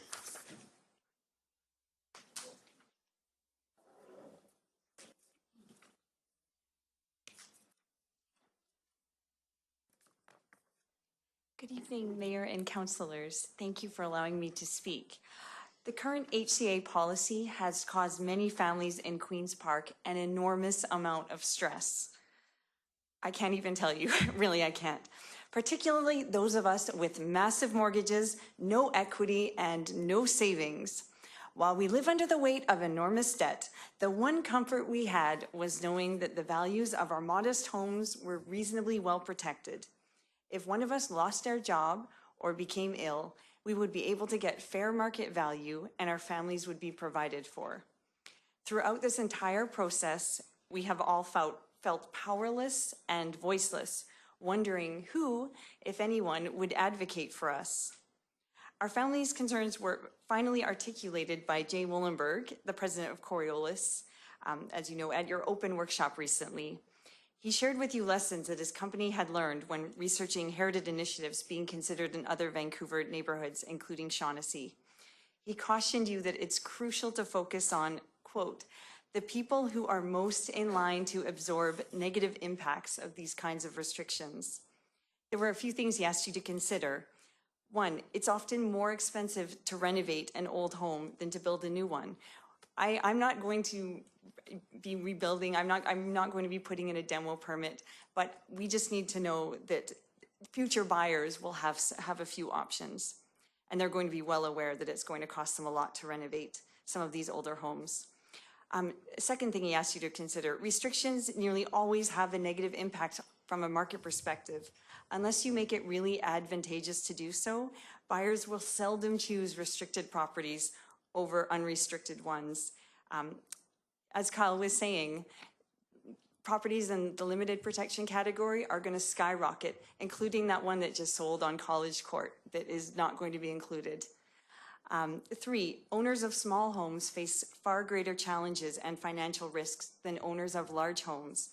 I wish that I had a 4,300 square foot craftsman mansion, like a previous speaker. Unfortunately, I do not. 4, incentives are necessary and should be seen as compensation. However, some owners, particularly those of us with small homes on small lots, will not be able to use them. He, of course, explained that Shaughnessy moved ahead because it contained large lots that permitted strong incentives such as coach houses and infill properties. However, Vancouver rejected the idea for other neighborhoods with small homes and small lots because the negative impacts could not be sufficiently offset. It should be noted, of course, that BC Assessment, the Vice President of BC Assessment, has confirmed even Shaughnessy has experienced a significant loss of relative value.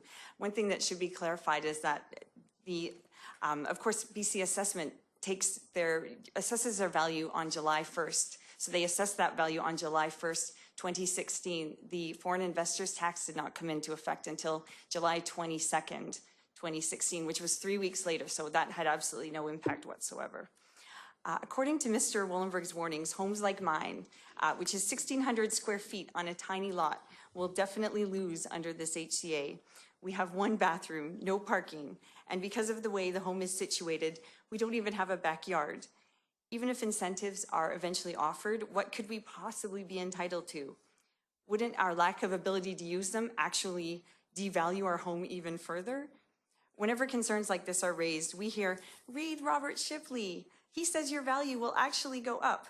He's so popular, this Mr. Shipley, that we haven't found a single pro-protection article that does not heavily cite him. It seems all positive claims stem from him.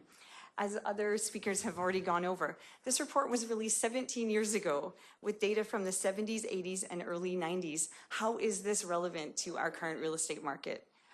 He says on page 2 of his report, and I'll quote him directly, "It's rare for a building to be designated without the consent of an owner. In the case of districts, once designated, any individual owner within the area has the option to exempt his or her property from the provisions of designation." That is fantastic news. Can we please have that option too? 3, he concludes that it is likely not the heritage designation that makes the home desirable, but the fact that people who voluntarily designate their homes are presumably above average owners who take above average care of their homes and therefore sometimes see above average returns, which is completely logical. Most importantly, in his study, 26% of homes actually dropped in value. How is this not talked about more? It is very concerning that the details have been overlooked and this report has been misappropriated to become the driving force behind the HCA policy. Yet somehow the massive red flags in the Coriolis reports pertaining to other lower mainland neighborhoods have had no impact whatsoever. Please do not vote for this deeply flawed policy, which will divide our community into winners and losers. However, if it must go through, I plead with you to add sensible guardrails to mitigate the risk to our families. Please include a strong provision indicating that if an owner can prove their home's value has been negatively impacted by the HCA, they are guaranteed the right to move to the limited protection category. We'll still be under restrictions, but they'll be more appropriate for our homes. Sorry, I know I'm going over it. Please do not cause us additional stress and financial strain by forcing us to pay $4,290 and jump through hoops only to be rejected. I don't know how anyone in this room can argue against this provision. You either believe some families will be at risk, in which case this provision is a moral obligation, or you believe we're not at any risk whatsoever, in which case Why oppose something that will never be applied?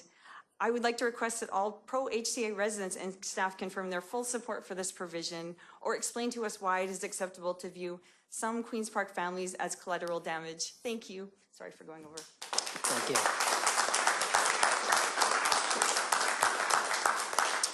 Our next speaker is Alex Latinsky.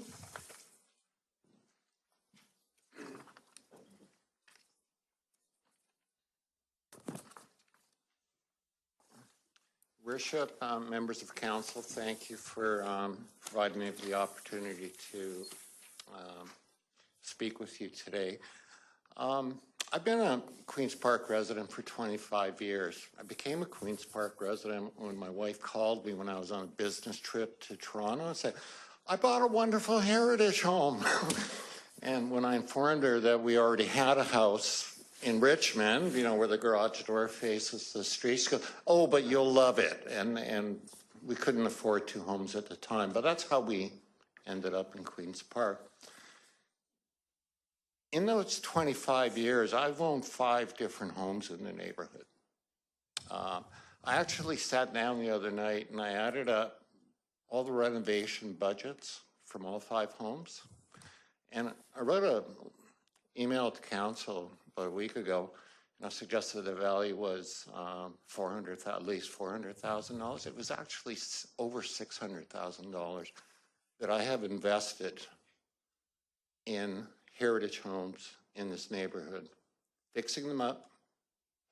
I'm very proud to say that I've actually designated 2 of those homes that I fixed up.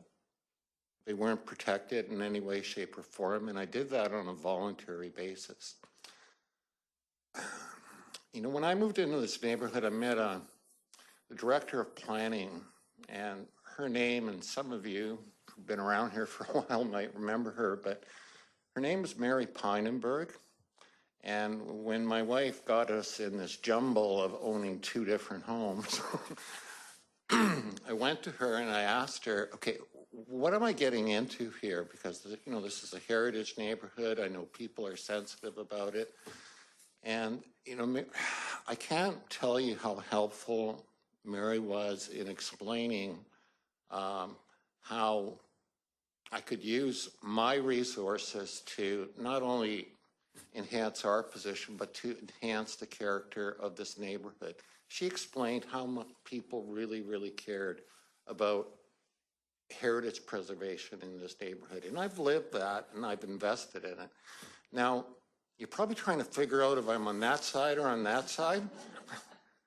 I can tell you without a shadow of a doubt, if there was something on that property deed that restricted my rights to develop that property the way I saw fit as owner of that property, I would never be a Queen's Park resident today. I would have taken that $600,000 and I would have invested it somewhere else. And I wouldn't have invested it in enhancing the character of this neighborhood. And a lot of what I've heard tonight in these presentations that you've received is how hurt young families would be. Is that what you want to do? I've heard, there's a repeated theme that I'm hearing too, that staff has not done its job. It has not only not presented council with accurate and timely information on which to base decisions on, it's citing research surveys of the neighborhood that don't reflect what the neighborhood is thinking. We live in a democratic society. During my career, I've worked as a marketing research expert. I've also heard this evening that there's 700 homes in this neighborhood. That's barely enough to be statistically significant. Conduct a census. Ask the people who live in the neighborhood what they want, and let the majority rule. That's democracy. Don't be hoodwinked into implementing something based on some artificial deadline. The people I'm sure all the people in this room care. And I urge you, respect democracy, get the right information before making any decisions. Okay. Thank you for your time. Thank you very much.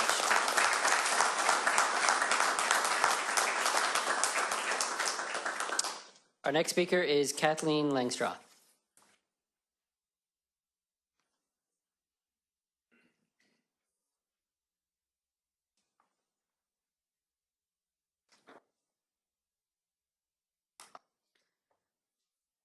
Good evening, Mayor and Councillors.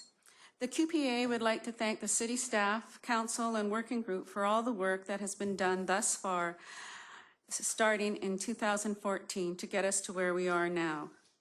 We do know, however, that there is still some time and room for tweaking.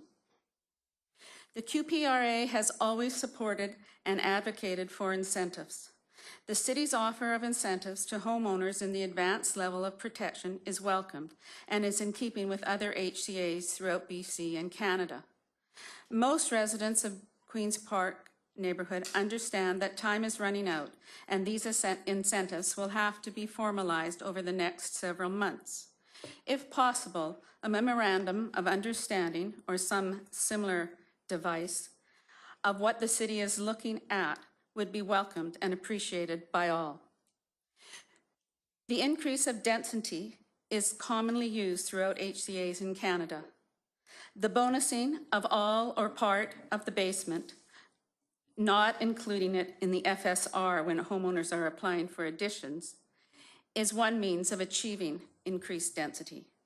Another is offering 0.1 FSR for an addition if the entire original structure is retained, or directly reducing this by the percentage that is kept.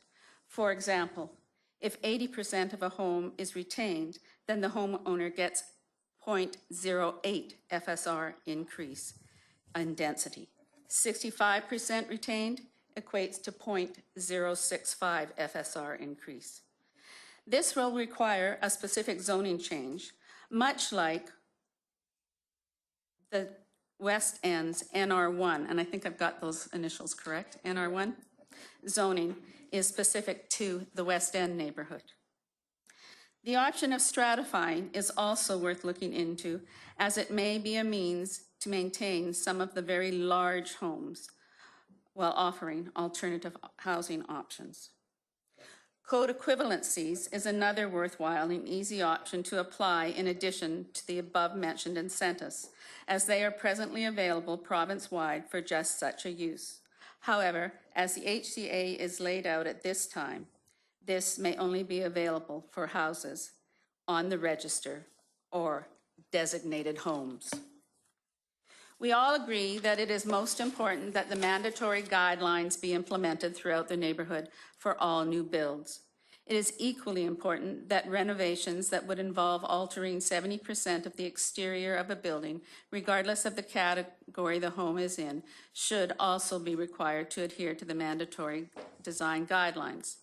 This would ensure that the streetscapes that are so valued by everyone throughout the city and visitors are maintained.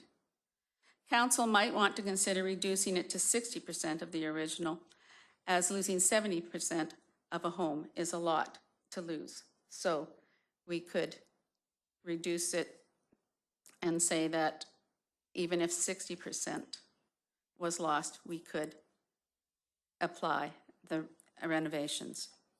It is also very reassuring that a clearly defined process has been outlined for homeowners to move their home from one category to another if it meets the appropriate criteria and the homeowners so desire to move it from one category to another. The QPRA is not opposed to change in the neighborhood, but we do believe that the change should be controlled in order to retain the charm that distinguishes it from other neighborhoods in the Lower Mainland and draws people from surrounding areas, not only to walk the streets, but to live in the neighborhood as well. It is a walkable, friendly neighborhood of tree-lined streets and boulevards, well-maintained historic and character homes of various architectural styles and sizes from the late 1890s onward. Gardens with mature trees and small parks and green spaces are evident throughout the neighborhood. The wrong kind of change could erase these valued characteristics forever, and all that architecturally distinguishes it as the oldest city west of the Great Lakes will only exist in picture books. Thank you. Thank you very much. Our next speaker is Mark Bice.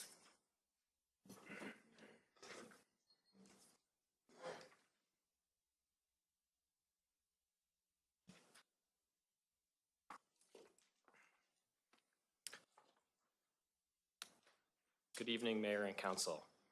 I would like to first thank you for the time and the opportunity to speak on this topic. My wife and I live with our one-year-old baby in a small, modest home on a small lot. We are not anti-heritage, and we have no intentions of rebuilding. But I have serious concerns with the current Queen's Park HCA proposal and the negative impact this policy will have on our home's value and on our future. I've read the Shipley report that is continually quoted in support of the HCA, and frankly, I see a study that raises real concerns. I've seen that even in the often referred to utopian world of Shipley, 26% of the homes in the study dropped in relative value. I know that most of the homes studied were voluntary designated from the 70s, 80s, and 90s. Shipley himself, in this very report, states it's difficult to know whether the homes that went up did so because they were designated or because a type of owner who voluntarily designates is a better than average homeowner. I've also read both of the Lower Mainland Coriolis reports, the one for Shaughnessy and the one for General Protection of Vancouver Character Homes. It is made quite clear in both reports that heritage is prohibitively expensive, and the only way to offset the financial burden of some of these homes is through very clearly defined incentives. It is also made clear that if heritage homes cannot use these incentives, there's likely to be a significant drop in value. The gist is that small homes on small lots are the losers, and large estates and homes that have been massively renovated are the winners. Even with incentives, Vancouver dropped their character home protection because of these risks. I watched the April 24th workshop where Jay Wollenberg himself from Coriolis addressed council and re-emphasized the fact that small homes on small lots are most likely to be the losers in this type of HCA.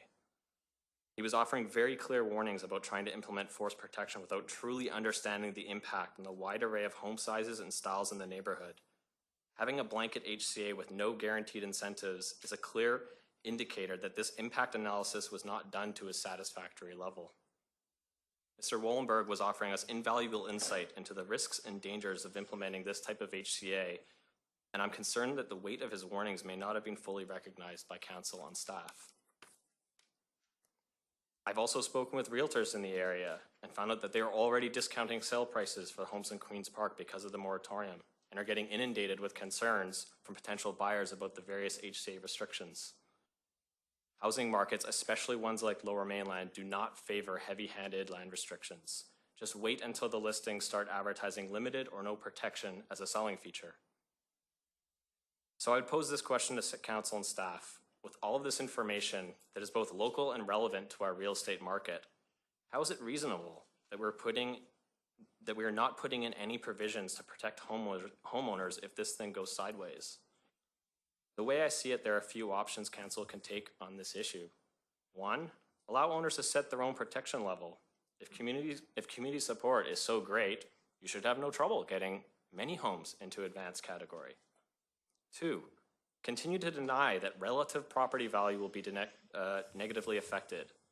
If we are so sure that everyone wins and all the homes will have relative value increases, then we would implore you to add a provision that would allow any homeowner to be automatically moved down to limited protection if they can show their relative property value has decreased. If this HCA will produce only winners, there should be zero risk in adding a provision like this. Number three, acknowledge the expert opinion and the hard data that is coming in about relative property devaluation. Admit there's a good chance some homes will be losers under this HCA. And then explain to those of us who ultimately lose, why is it acceptable for us to become collateral damage? This will send a very strong, clear message to the community that for some of us, our financial well-being and the future of our families are less important than the stuff our homes are made of. I know council will do the right thing. I know those who support the current HCA proposals do not want to see families suffer, Let's not desperately fight imaginary bulldozers with an ill-conceived, flawed policy that will hurt any of our Queen's Park residents. Thank you for your time. Thank you very much. Steve Norman.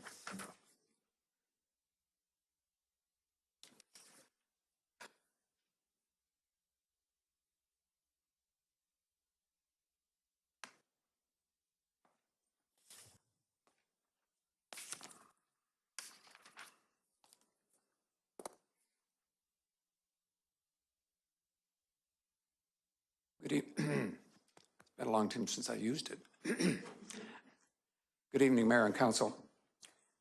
During the last part of the year-long heritage control period, some residents of Queen Park have circulated unsigned papers to other residents that purported to give facts that indicate a heritage conservation area, commonly known as an HCA, that will lower their property values. Let's review some of these facts. The first paper circulated relied on a Coriolis study done for Vancouver that showed a drop in assessed values of between 10 and 15% of homes. It was pointed out publicly that this study did not involve the Shaughnessy HCA.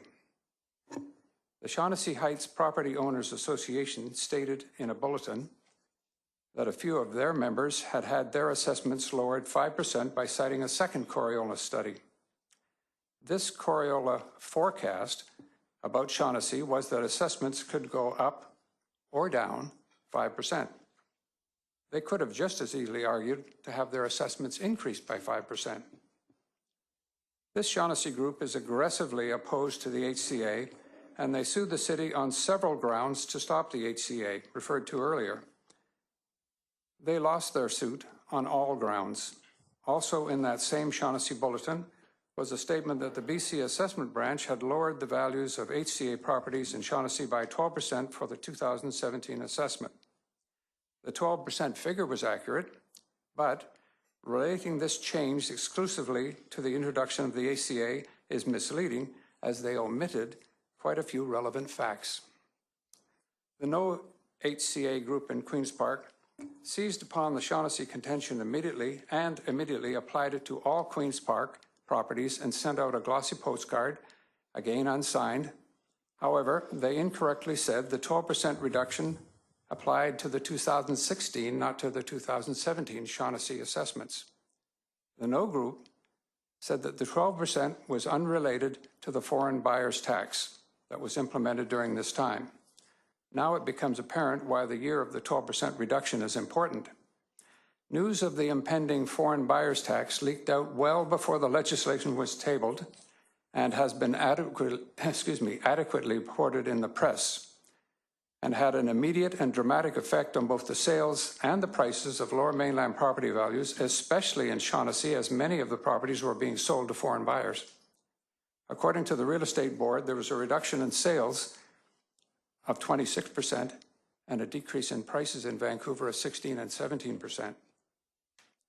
The presentation by a representative from Coriolis to the City Council on April 24th said very emphatically that what was going on in Shaughnessy should not be taken to other areas, as Shaughnessy properties are quite unusual in many respects. I note that when questioned, he was very reluctant to offer an opinion on the new Westminster situation. Another very significant factor was at the time of the heritage control period instituted in Shaughnessy, about 12 properties were before city officials requesting demolition. The heritage consultant for Vancouver stated that the Shaughnessy property situation was in turmoil as several demolition requests were abandoned and properties were sold off. However, the No HCA group in Queen's Park seized the Shaughnessy 5% and the 12% as having a direct application to Queen's Park and published their unsupportable conclusion that showed a 17% drop in Queen's Park property values. What did happen in Shaughnessy over the last 2 years? Well, in spite of all of this, the assessments went up 13.2%. The average assessed value of the properties in Shaughnessy was $6.9 million, and this is the HCA I'm talking about, and the average selling price was $8.5 million with an average lot size of 16,000 square feet. This produced an average selling price of 22% over assessed values, hardly a catastrophe. The evidence the Queen's Park Heritage Work Group received from the BC assessment staff person during their investigation was that heritage properties do very well in Queen's Park, and he saw no real dangers. Last week, I spoke to the new Westminster assessor, who said his job is to report changes in prices, not to do forensic evaluations as to why prices change. He has been following the process of the HCA and said it would be at least a year and up to 3 years before the effects, if any, would be known. He too said that importing the data from Shaughnessy is not correct, as the areas are as different as chalk and cheese. The studies in Vancouver 2004, Oak Bay 2014, and in Ontario 2001 and 2009 indicate that a conservation area stabilizes the neighborhood, produces real growth equal to or greater than the surrounding areas. All the HCAs that have been created still exist both in BC and across Canada. I too am a homeowner in Queen's Park and would not support a policy that would do damage to my property, but I do support a conservation area. Thank you. Well, thank you very much, and that's the end of our open delegation. I want to take a moment to thank everyone that's come out this evening to speak to this matter. I think often around this council table we deal with items that are a lot easier and that there's greater community consensus. Unfortunately, this is a scenario where there's definitely a lot of passion and some different points of view.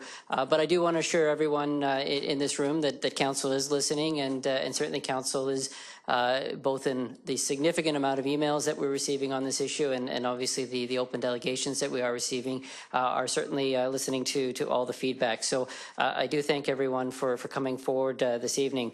Now, I probably shouldn't say this, but I do have a room full of garage sale customers, and May 13th is the Queen's Park garage sales. So encourage everyone to kind of support our neighbors. The Cote girls will be doing a lemonade sale, so I do want to invite everyone to drop by. So council is going to take a short 5-minute recess.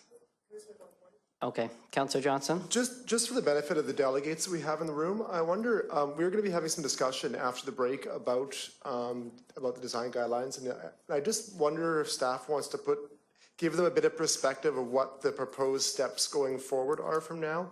I wanted to understand that we're not, what discussions we're having after we take our short break actually means in the context of the entire sort of process between now and the middle of June.